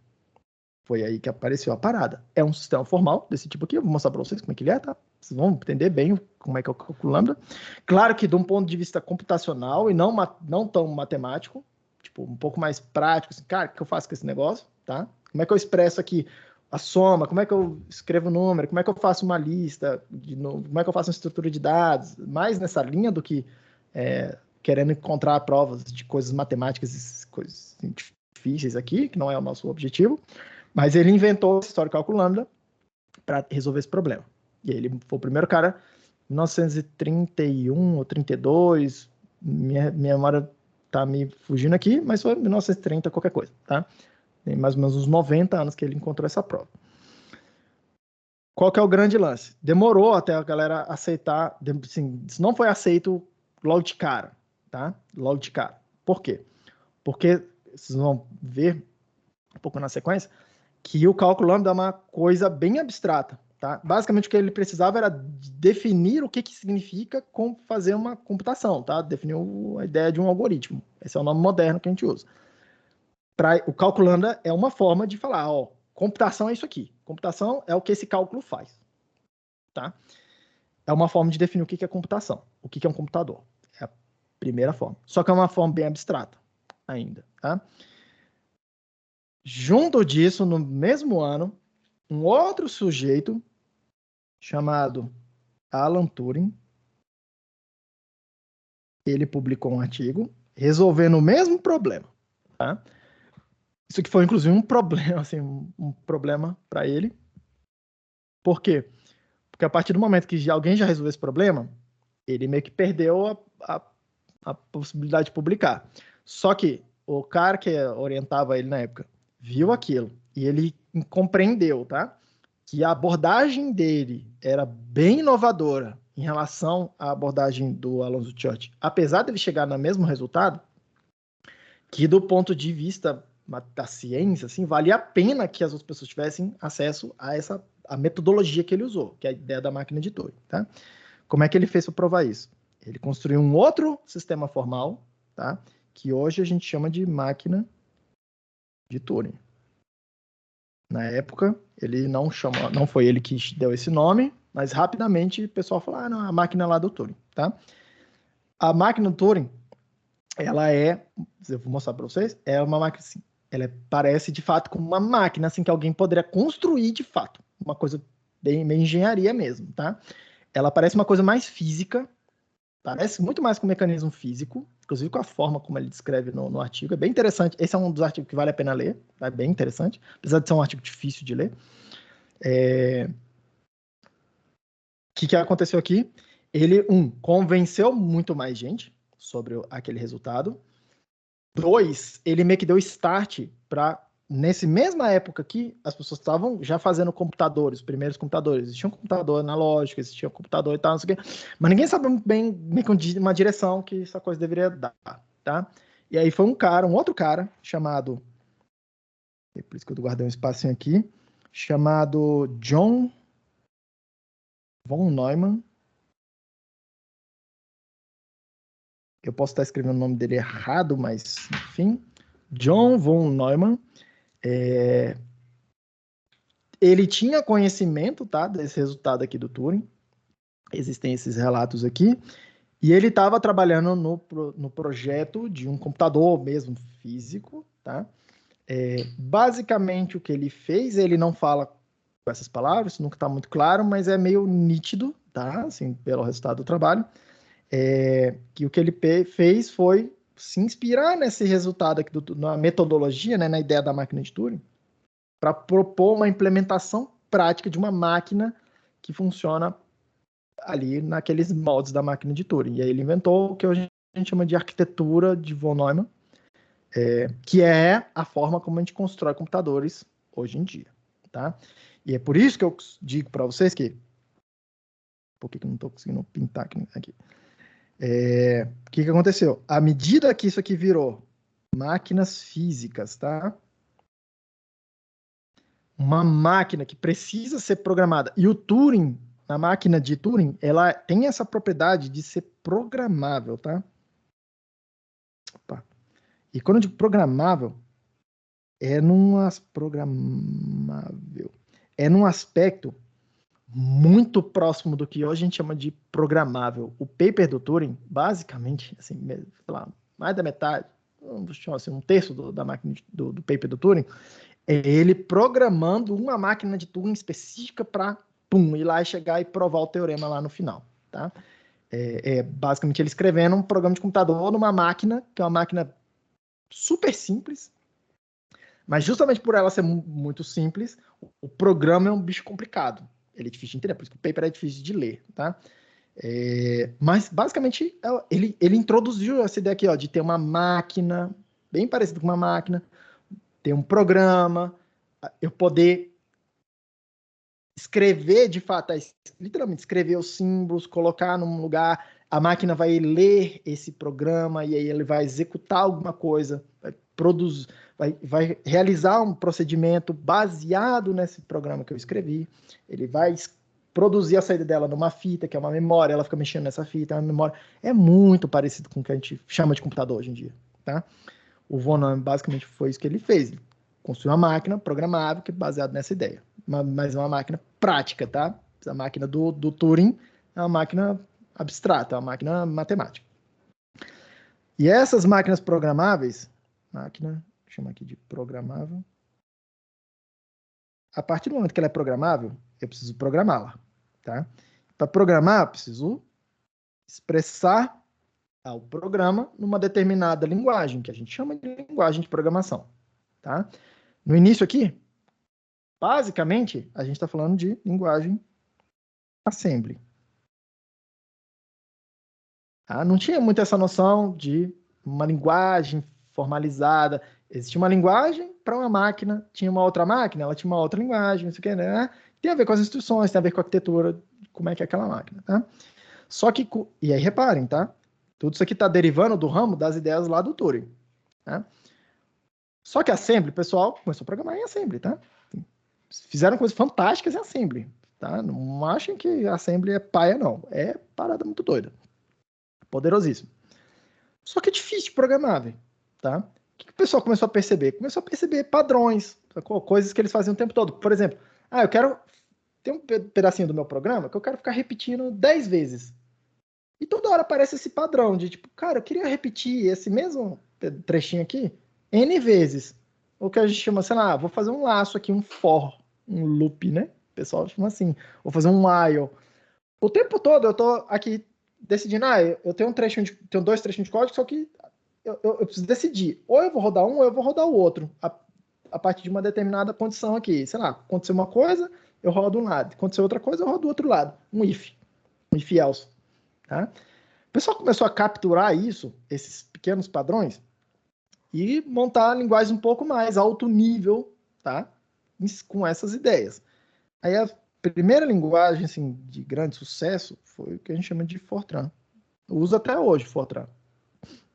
Em alguns nichos, óbvio, mas eu uso até hoje, tá? Uma linguagem extremamente importante, extremamente influente, influenciou todo mundo, influenciou todas as outras linguagens que depois dela. Usa muito hoje em programação científica, né? Em alto desempenho, tá? O Fortran é um negócio, um bicho um pouquinho difícil de usar, tá? Ela é muito mais... Fortran vem da expressão Formula Translator. É uma linguagem pensada mesmo para você conseguir programar fórmulas matemáticas. Ela tem esse viés. Pessoal, da partir daqui começou a aparecer outras linguagens que a gente usa hoje. Tem uma tonelada de linguagens, tá? Mas assim, dos ramos principais aqui. Começou do Fortran, apareceu C, do C apareceu C++, que incorpora ideias de outras linguagens do tipo Smalltalk, que vem dessa linhagem aqui também. Simula, que são linguagens que trouxeram essa ideia de orientação a objeto, mas todas elas nascendo aqui, tá? Derivando ali do Fortran, do Assembly, dessa linhagem aqui. Apareceu Java. E aí essa coisa foi andando, que são as linguagens que a gente usa hoje, tá? Python, basicamente, é uma releitura desses caras aqui, tá? Incorporando outras ideias, uma sintaxe um pouquinho mais bacaninha, outras ideias para o sistema de tipos, uma linguagem dinâmica, JavaScript, foi tudo nascendo daí, tá? E aí, repara o negócio ali, lá no cálculo lambda, o bicho define a noção de computação também. O próprio Turing, tá? Num paper seguinte, inclusive essa foi uma condição, tá? Para a publicação do paper do Turing, era que ele desse uma... a galera pediu para ver ele tentar fazer uma prova de que a noção de computação dele era equivalente à noção do Turing, do Church, lá com o cálculo lambda. E ele publicou um paper depois, no mesmo ano, mostrando que as duas coisas eles tinham a mesma capacidade de resolver os mesmos problemas. Não tinha diferença. Se você usar a máquina de Turing, você resolve alguns problemas e ela não resolve outros. Se você usar o cálculo lambda, você vai resolver os mesmos problemas e não resolver os mesmos problemas que o outro também não resolve. Elas são equivalentes, vamos chamar assim, tá? Elas fazem basicamente a mesma coisa de formas diferentes. Tudo bem? Repare, tem uma outra noção de computação aqui. A galera, assim, pessoas aqui, eles foram percebendo isso, tá? E utilizaram isso para expressar a computação também, tá? Do mesmo jeito que a máquina de Turing é como se fosse um assembly bem primitivo, tá? O cálculo lambda é como se fosse um assembly bem primitivo, pensado de uma outra forma, mas como se fosse um assembly bem primitivo. o pessoal começou a meio que programar, aí, claro, programas um pouco mais, assim, mais viagem, uma coisa um pouco mais matemático mesmo, coisa mais matemático que fica lá brincando com essas coisas. Mas, alguma hora, alguém chegou assim e falou, caramba, olha só, aparecem esses padrões aqui o tempo todo, do mesmo jeito que foram percebendo padrões e construindo linguagens para tornar esses padrões mais fáceis de expressar. Lá do outro lado, alguém começou a perceber alguns padrões aqui e começou a construir linguagens mais abstratas em cima dela. Por exemplo, a linguagem mais influente dessa linhagem aqui é uma linguagem chamada Lisp, que é dos anos 60. Tá? E aí, repare, tá? Lisp e Fortran são irmãs ali, elas são da mesma época. Tá? É uma de um ano, outra do outro, final dos anos 50, começo dos anos 60. É uma linguagem assim, extremamente utilizada, extremamente influente. Lisp nasceu num contexto de inteligência artificial, foi a primeira hora onde apareceu essa noção de caraca, olha só, máquinas inteligentes, a gente vai usar uma máquina que aprende e tal, não sei o quê. Lisp nasceu para explorar essa ideia, tá? Que só hoje a gente está, de fato, vendo mais aplicações de, tipo assim, coisas mais tipo, palpáveis, tá? Dessa ideia de inteligência artificial. Mas nasceu aqui. Lisp dá origem a essa coisa toda aí. Hoje, o pessoal usa Lisp até hoje. Não o Lisp lá original e tal, tá? Mas, por exemplo, tem uma linguagem que chama Clojure, que é um Lisp que roda em cima da máquina virtual do Java, tá? É uma outra forma de programar em Java, basicamente, ok? Assim, entre aspas, pensando de uma forma diferente, tá? Se usa pra caramba, isso aqui usa bastante em banco e tal, tá? O Nubank, por exemplo, usa Clojure, lá dentro do back-end deles lá, pra vocês terem noção, tá? Então, quem aprender Lisp, aí, em particular Clojure, quiser procurar emprego lá no Nubank, vai ser bem recebido, provavelmente, tá? Mas usa em vários outros lugares também. A linguagem é bem interessante, tá? Dessa mesma linhagem aqui do Lisp e tal, não sei o quê, começou a nascer um monte de várias outras linguagens meio acadêmicas, porque esse ramo da esquerda aqui, tá? Ele sempre foi um ramo mais acadêmico e o outro do lado direito lá da máquina de Turing virou um ramo mais engenharia, assim, de fato, os computadores foram dando mais para lá o hardware, tá? Até que nos anos 80, final dos anos 80, meses 90, tinha uma linguagem muito grande lá, chamava ML e uma que chamava Miranda, tá? As duas principais desse ramo, mas tinha um monte de linguagens. Aí, a galera assim, que usava programação funcional em pesquisa se reuniu, tá? Num comitê, e aí eles resolveram falar assim, cara, vamos montar uma linguagem só que tenta pegar todas essas ideias aqui, de todas essas linguagens que estão espalhadas, e fazer uma linguagem só, porque aí na hora que a gente publicar os nossos papers aqui, todo mundo tá falando a mesma linguagem, vai facilitar para todo mundo. Pode ser, gente? Pode ser. Aí eles se juntaram e fizeram a linguagem que a gente vai usar aqui, que chama Haskell.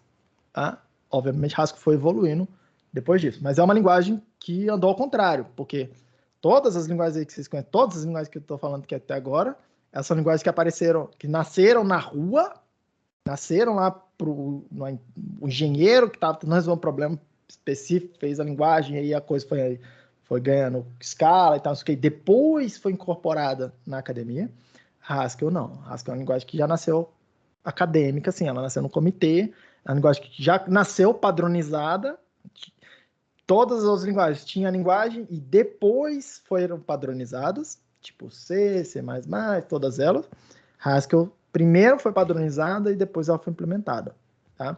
Obviamente ela vai evoluindo, ela tem tipo, mecanismos aí para evoluindo, mas é um caso bem particular, tá? Porque todas as linguagens que nasceu assim, igual Haskell, ela morreu. E Haskell é uma que foi ficando, até porque ela tinha um nicho importante, tá? Que é a academia, e foi transbordando da academia e foi meio que pegando, influenciando em outros lugares. Tem lugar que usa diretamente, mas hoje o que mais acontece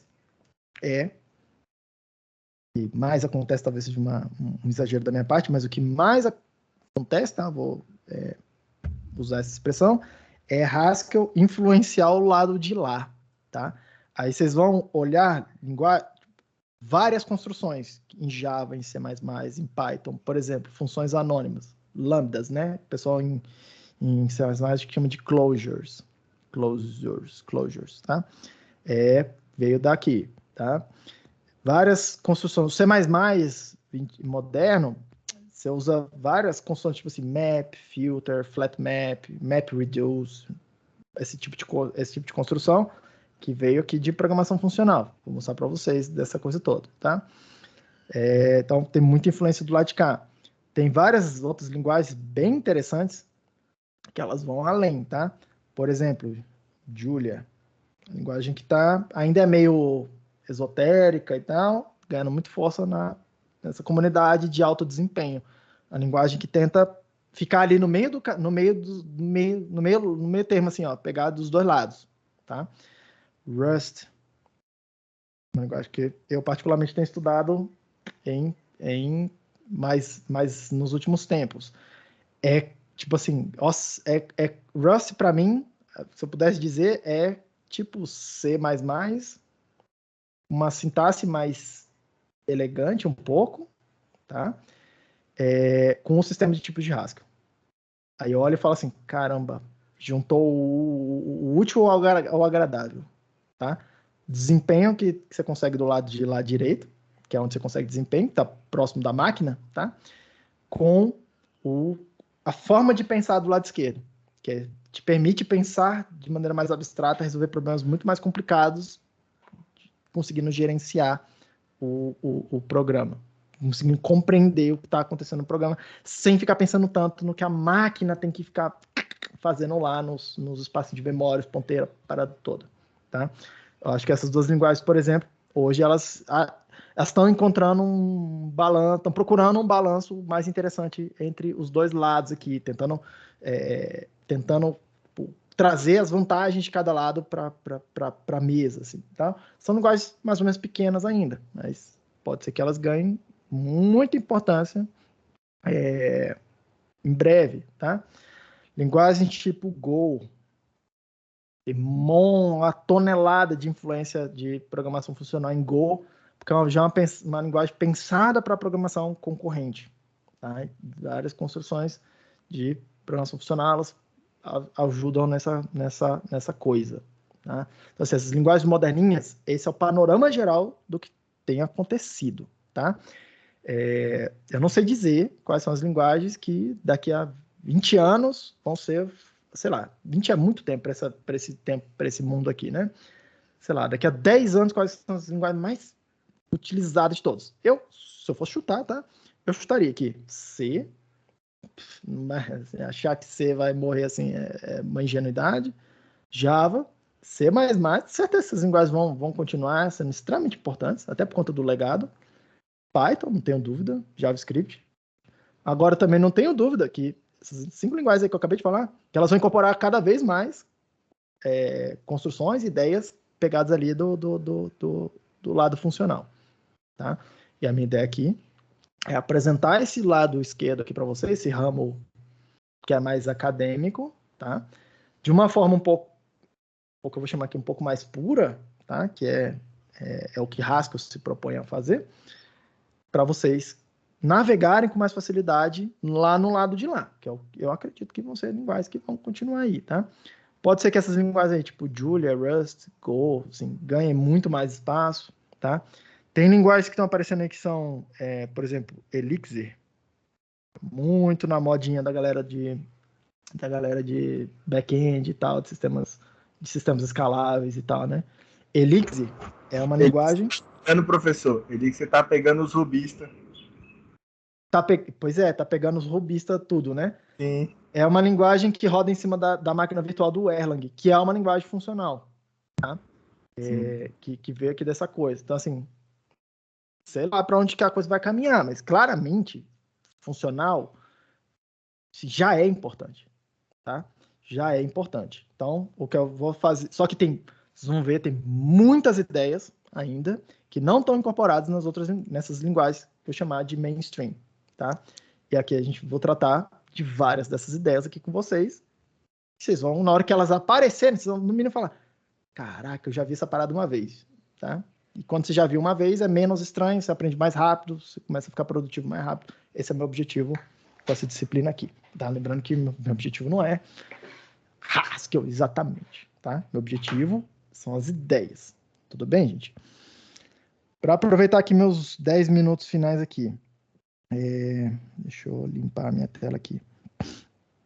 Como é que é a ideia do que é a máquina de Turing, tá? Sendo bem simplesão aqui, tá? E aí na aula que vem a gente vai falar, basicamente eu nunca mais vou falar de máquina de Turing, nunca mais vou falar de programação imperativa. Vocês vão ver que eu vou usar muito pouco, eu vou evitar o máximo possível. Falar assim, isso aqui, ó, é como se fosse tal coisa lá em C, tal coisa em Java, tal coisa. Eu vou evitar ao máximo esse tipo de coisa, esse tipo de comparação. Vou deixar para cada um de vocês fazer as suas analogias, o que vocês entenderem que é. Vou tentar fazer a coisa um pouco mais autocontida aqui mesmo, tá? Para não contaminar, porque nenhuma dessas analogias é tipo, isso aqui parece que não sei o que, não sei aonde, qual linguagem. Nenhuma delas vai ser perfeita aqui, tá? E todas elas vão, em alguma hora, vão quebrar e vão dar zoeira aqui no que vocês estão fazendo aqui. Então, o que eu vou falar é de cálculo lambda, como é que vai indo, como é que é a sintaxe, como é que são de tipos, e a gente vai construir meio que coisa bem mais autocontida, tá? Como se a gente nunca soubesse... Não é como se a gente nunca soubesse programar. Eu vou partir da ideia de que vocês sabem o que é um if, o que é um for, né? Um while, o conceito disso, ficar repetindo uma computação, ficar decidindo, né, entre dois caminhos. Eu vou entender que vocês sacam o que é isso. É isso que a gente está tentando fazer, tá? Mas eu vou ficar o mínimo possível, eu vou começar a construir a coisa toda como se eu nunca soubesse programar, tá? Mas eu sei a gente sabe onde a gente quer chegar. Mas como é que é a ideia básica da máquina de Turing, tá? A máquina de Turing, a ideia é um negócio que tem, primeira coisa, é uma fita. Isso está relatado, tá? O Turing diz que ele se inspirou numa máquina de escrever, uma máquina de escrever antiga, que tem lá tem um teclado. Quando você aperta um teclado, ela mexe mecanicamente, tá? Mexe que a gente chama de tipo, né? Como se fosse um carimbozinho pequenininho. Mexe o negócio, ele aperta no papel, tá? E o papel, aí tem um carrier, né? Como se fosse um carro. O pessoal chama assim em português, tá? Tem um carro, tem um trenzinho. Quando o tipo vai lá, aperta o carimbo, você soltou a tecla, esse carro anda uma posição para a direita, tá?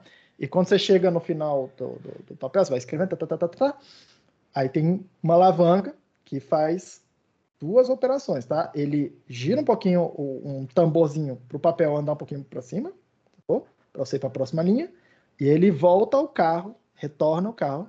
Tanto é que a gente até chama de carriage return, um símbolo que representa essa operação, tá?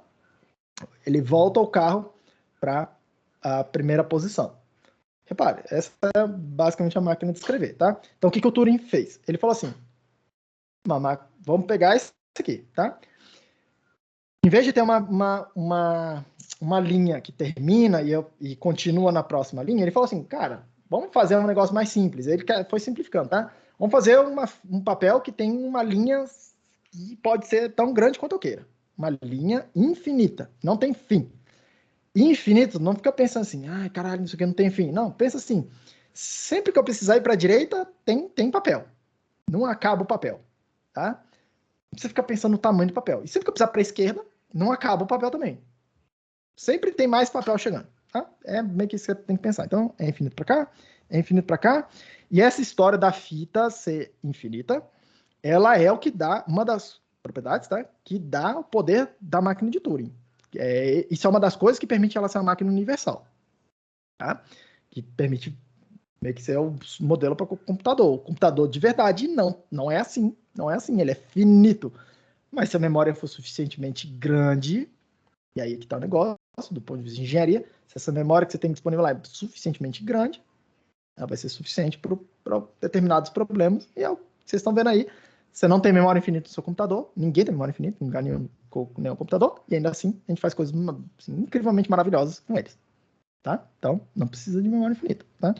Mas o Turing é matemático, isso não é um problema para ele. Ele não é engenheiro. Em princípio, ele não era engenheiro quando ele estava fazendo isso. Tá. Segunda coisa que essa máquina tem, ela tem uma cabeça, que é exatamente a cabeça lá que escreve imprime alguma coisa no papel, e essa cabeça ela consegue fazer exatamente isso, tá? Ela pode escrever aqui um 0, perdão, 1, ela pode escrever 0, ou ela pode escrever um nada. Ou ela pode escrever outros símbolos. No paper do Turing, ele usa 3 símbolos, tá? Um 0 e um pontinho para fazer uma marcação na célula, mas ele, enfim, o alfabeto você escolhe do jeito que quiser, tá? Mas ele pode escrever aqui. A máquina de Turing ela pode apagar, assim como na máquina de escrever, tá? Nem todas têm uma tecla assim que você vai lá e apaga, tal. Mas você pode pegar uma borracha, ir lá e apagar um caractere que você colocou lá, que você digitou errado, você apaga lá com a borrachinha, ou então passa uma coisinha, um liquid paper assim, e bate outro caractere em cima, tá? Então ela pode apagar. Ela consegue ler o que está escrito naquela posição da fita, que ela tá ali, tá? Que é a mesma coisa de uma pessoa tá vendo qual é o caractere que está escrito naquela posição que o carro está agora, tá? Se tem alguma coisa escrita ou não. Mesma coisa, é essa analogia. O carro, tá? Do mesmo jeito que o carrinho da máquina de escrever, ele consegue andar para frente, aqui vou chamar só de direita, consegue uma posição para a direita, ele consegue ir uma posição para a esquerda, ou ele pode ficar parado. Tá? Ele não precisa andar, tudo bem? É só isso que a máquina de Turing faz, tudo bem? Assim, esse é o mecanismo, tá? E como é que ela funciona? Tá? Como é que ela funciona? Como é que ela sabe o que fazer?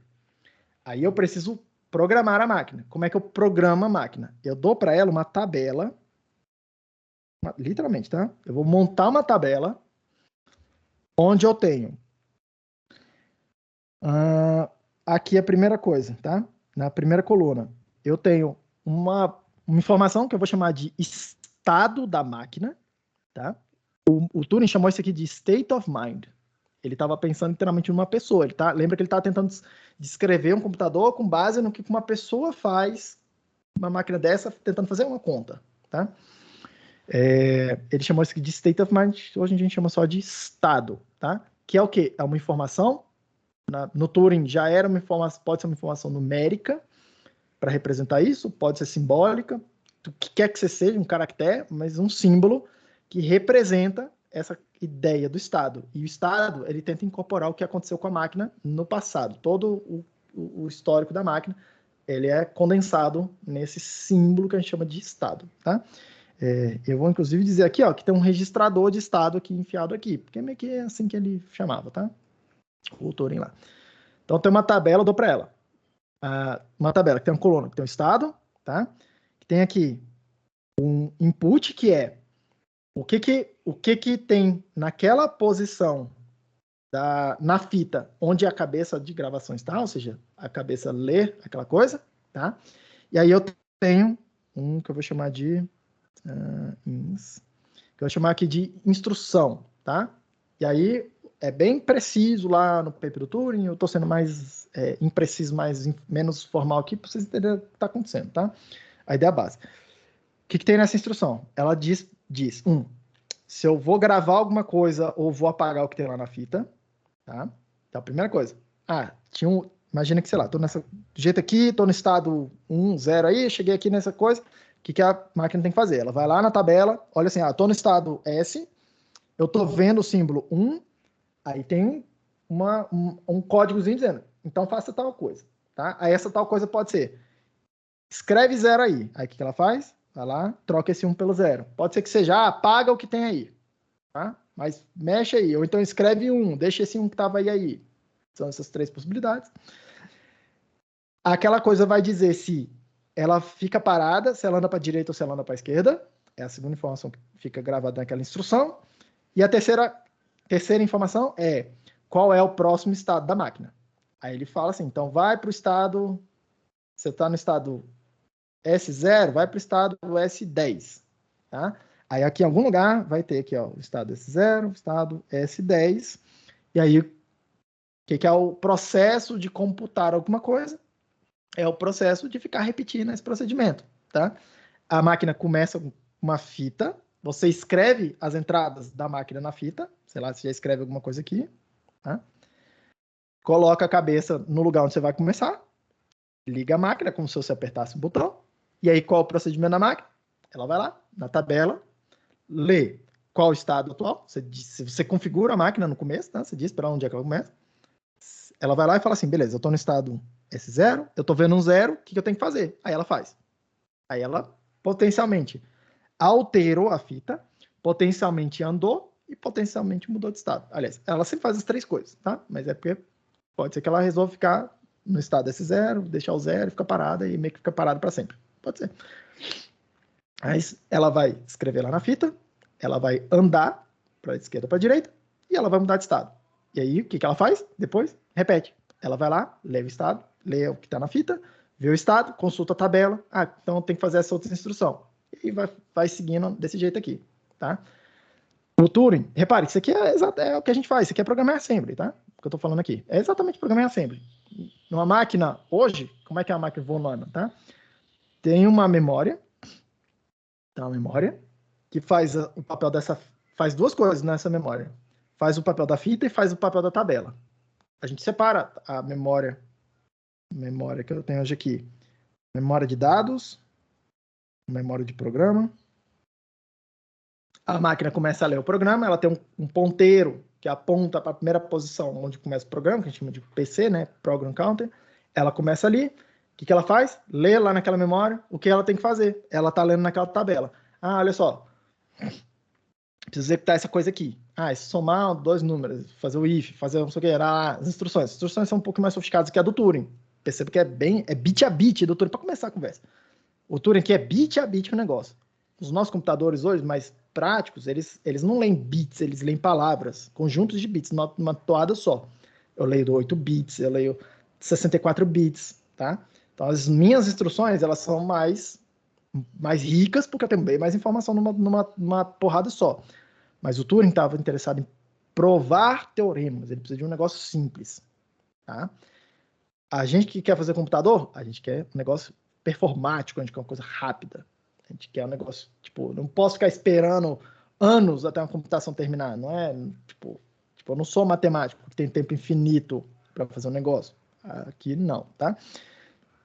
Mas reparem que assim, a coisa mais elementar que acontece, e tudo gira em torno, tá? Tudo gira em torno da fita, de mexer no que tem na fita. Tudo gira em torno de mexer no que tem na fita. Tudo gira em torno de eu escrever uma coisa na fita, a máquina vai mexer, a única coisa que ela faz é alterar a fita. E a única coisa que eu, entre as, consigo perceber que a máquina está fazendo é eu olhar o que está acontecendo com a fita, com o papel que a máquina está rabiscando. É só o que a gente consegue ver.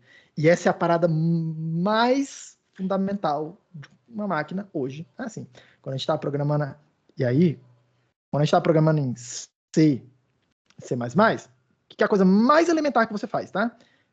É escrever coisas assim do tipo, e agora eu não estou conseguindo escrever mais, espera aí que deve sumir a tela para vocês. É escrever, por que eu não estou conseguindo escrever? É escrever coisas do tipo, int x igual a 10. O que você está fazendo? Você está indo lá na memória, na fita, entre aspas, na fita, está indo na memória, escrevendo uma coisinha. A coisa mais fundamental que a gente faz é fazer o seguinte, sei lá, x é igual a x mais 1. O que você está fazendo? Você está indo lá na fita, consultando quanto que é o valor do x lá na memória, está lendo da fita, tu percebe? Tá lendo na memória, fazendo alguma coisa com aquilo, indo lá e escrevendo de volta na memória. O tempo todo a gente está mexendo na memória. Para que serve ponteiro? Para mexer na memória. Para que serve função? Para mexer na memória. Tá? Aliás, função, no nosso caso aqui, é para organizar nessa concepção aqui de Turing, de programação imperativa, serve para quê? Para organizar trechos do meu programa. Tá? É mais uma questão de organização do que uma questão matemática. Não tem nada a ver com matemática, tá? Inclusive, o termo correto seria chamar de procedure, né? De procedimento, não de função, necessariamente, que é o que a gente chama hoje, tá? Porque é bom a gente chamar coisas iguais com o mesmo nome, coisas diferentes de nomes diferentes. Na matemática, que eu mostrei para vocês aqui no começo, quando eu escrevo f de x igual a x ao quadrado, não tem Não tem essa noção de memória aqui. Não tem nada a ver com mexer numa memória, tem nada a ver com isso. Só tem a ideia de que o X é aquela variável lá, é um placeholder, né? É um lugar onde eu posso substituir por outras coisas. Só isso. É uma ideia de substituição. Eu tenho um lugarzinho, um buraquinho, eu tenho uma expressão simbólica, e eu posso substituir símbolos por outros símbolos. Tá? É só isso, lá na função. Não tem nada a ver com isso aqui. Aqui a ideia de função é uma questão de organizar. Falar, eu quero esse trecho de código aqui, eu vou dar um nome para ele. Aí a gente acaba chamando de função. Tá? Claro, passa argumentos, passa não sei o quê. Toda essa noção a gente precisa ver que vai atrás aqui. Mas o conceito mais fundamental é o que está acontecendo com a memória. O que está acontecendo com a fita. Todas as linguagens que vêm dessa tradição, que eu mostrei ali para vocês no começo, vão herdar essa propriedade essencial. A coisa mais básica é mexer na fita. Ler da fita, escrever na fita. E basicamente tudo que importa é ler da fita, escrever na fita. Ler na memória, ler da memória, escrever na memória. Basicamente é isso que a máquina vai ficar fazendo. Tá? Eu não estou dizendo que isso é simples, não estou dizendo que isso é ruim, nem que é bom, nem nada disso. Estou dizendo que é o que é. Tá? Os nossos computadores todos funcionam assim. Ler da memória, escreve na memória. Essa é a coisa mais importante que eles têm que fazer. Não é à toa que a gente vai, assim, boa parte da otimização do nível do hardware é melhorar essa interface entre o processador conseguir ler rápido da memória e conseguir escrever rápido na memória. Não é à toa que você tem cache. Vários níveis de cache, que é para quê? Para você conseguir ler e escrever mais rápido, tá? Não é à toa que você tem HD, que você quer muito espaço em disco, né? Por quê? Porque muito espaço em disco te dá benefícios aqui em poder computacional. Porque essa é a coisa mais importante, é a questão de memória, tá? Repare, isso são features importantes porque tudo gira em torno dessa fita, nessa coisa do Turing. Na aula que vem, o que a gente vai fazer? A gente não vai falar nunca mais disso aqui, tá? Eu vou começar do zero falando para vocês o que é o cálculo lambda. E eu vou mostrar para vocês que é um jogo simbólico, tá? O Turing, qual que é o grande lance matemático assim, dele, tá? Ele transformou isso aqui que eu narrei para vocês de uma forma bem, assim, engenharia, numa forma, ele conseguiu traduzir isso numa construção matemática, bem simbólica mesmo, tá? Com um conjunto de símbolos, um conjunto de regras, a parada toda bem formalzinha, tá? Mas que captura essa essência aqui. A gente está sempre pensando na fita, está sempre pensando na cabeça, onde é que eu estou indo, que eu vou ler, vou escrever, não sei o quê. Está sempre pensando nisso, tá? Vou mostrar para vocês cálculo lambda. A gente vai começar do zero. Vou definir quais são os símbolos, quais são as regras. Vão olhar e falar assim, caralho, são só três regras sintáticas e 2 regras semânticas que eu vou passar para vocês. E tecnicamente só precisa de uma regra semântica, tá? Mas vou mostrar 2 para vocês que elas ajudam a simplificar um pouco e a gente vai usar as 2 regras aqui na programação na prática. Aí vocês vão ver 3 construções, tipos de construções sintáticas. Tem pouquíssimos símbolos, tá? Só tem 2 regras e a gente consegue expressar essa mesma ideia. Tudo que a máquina de Turing faz, aquela outra coisa também faz. Tá? Só que vocês vão ver que vão forçar outra forma de pensar, porque não existe a noção de memória, não existe a noção de estado, não sei o que. Tem nada disso, tá? Tem nada disso. E a gente vai expressar, a gente vai modelar os números, as operações booleanas, as estruturas de dados, a gente vai expressar um monte de ideias, tá? Que são as mesmas ideias que a gente quer expressar aqui, tudo bem? É isso que a gente vai começar a ver na aula que vem, pessoal. Alguma dúvida até aí, gente? Tá todo mundo de boa? Tá todo mundo confortável? Tá todo mundo... Tudo bem. Então, beleza. Pessoal, quem tiver algum problema para acessar o Teams, me avisa, manda uma mensagem lá para mim. Acho que tá todo mundo já sob controle. Lá no Teams, tá? No canal principal lá da equipe, vocês vão ver que na parte de cima tem umas abinhas. Tem uma abinha lá que chama Plano da Disciplina, que vocês podem acessar já o plano da disciplina, já está lá.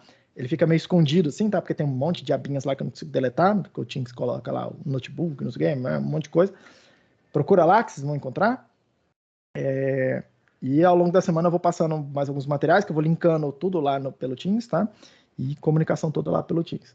A gente se vê na quarta-feira. Eu acredito que o link da reunião é o mesmo link que eu mandei para vocês, o link da reunião da quarta-feira e do semestre. De toda forma, vai estar lá no Teams a reunião, vocês conseguem entrar por lá. Recomendo fortemente que todo mundo logue no Teams com a conta da UNB para poder entrar na reunião. Tem alguns colegas aqui que não estão logados na conta da UNB. Isso não é um problema para mim, tá? Mas facilita abrir outras funcionalidades lá para todo mundo. Pessoal, até quarta-feira e a gente vai se falando até lá. Um abração para todo mundo, gente. Abraço! Falou, professor. Falou, professor. Falou, professor. Falou, professor, valeu aí.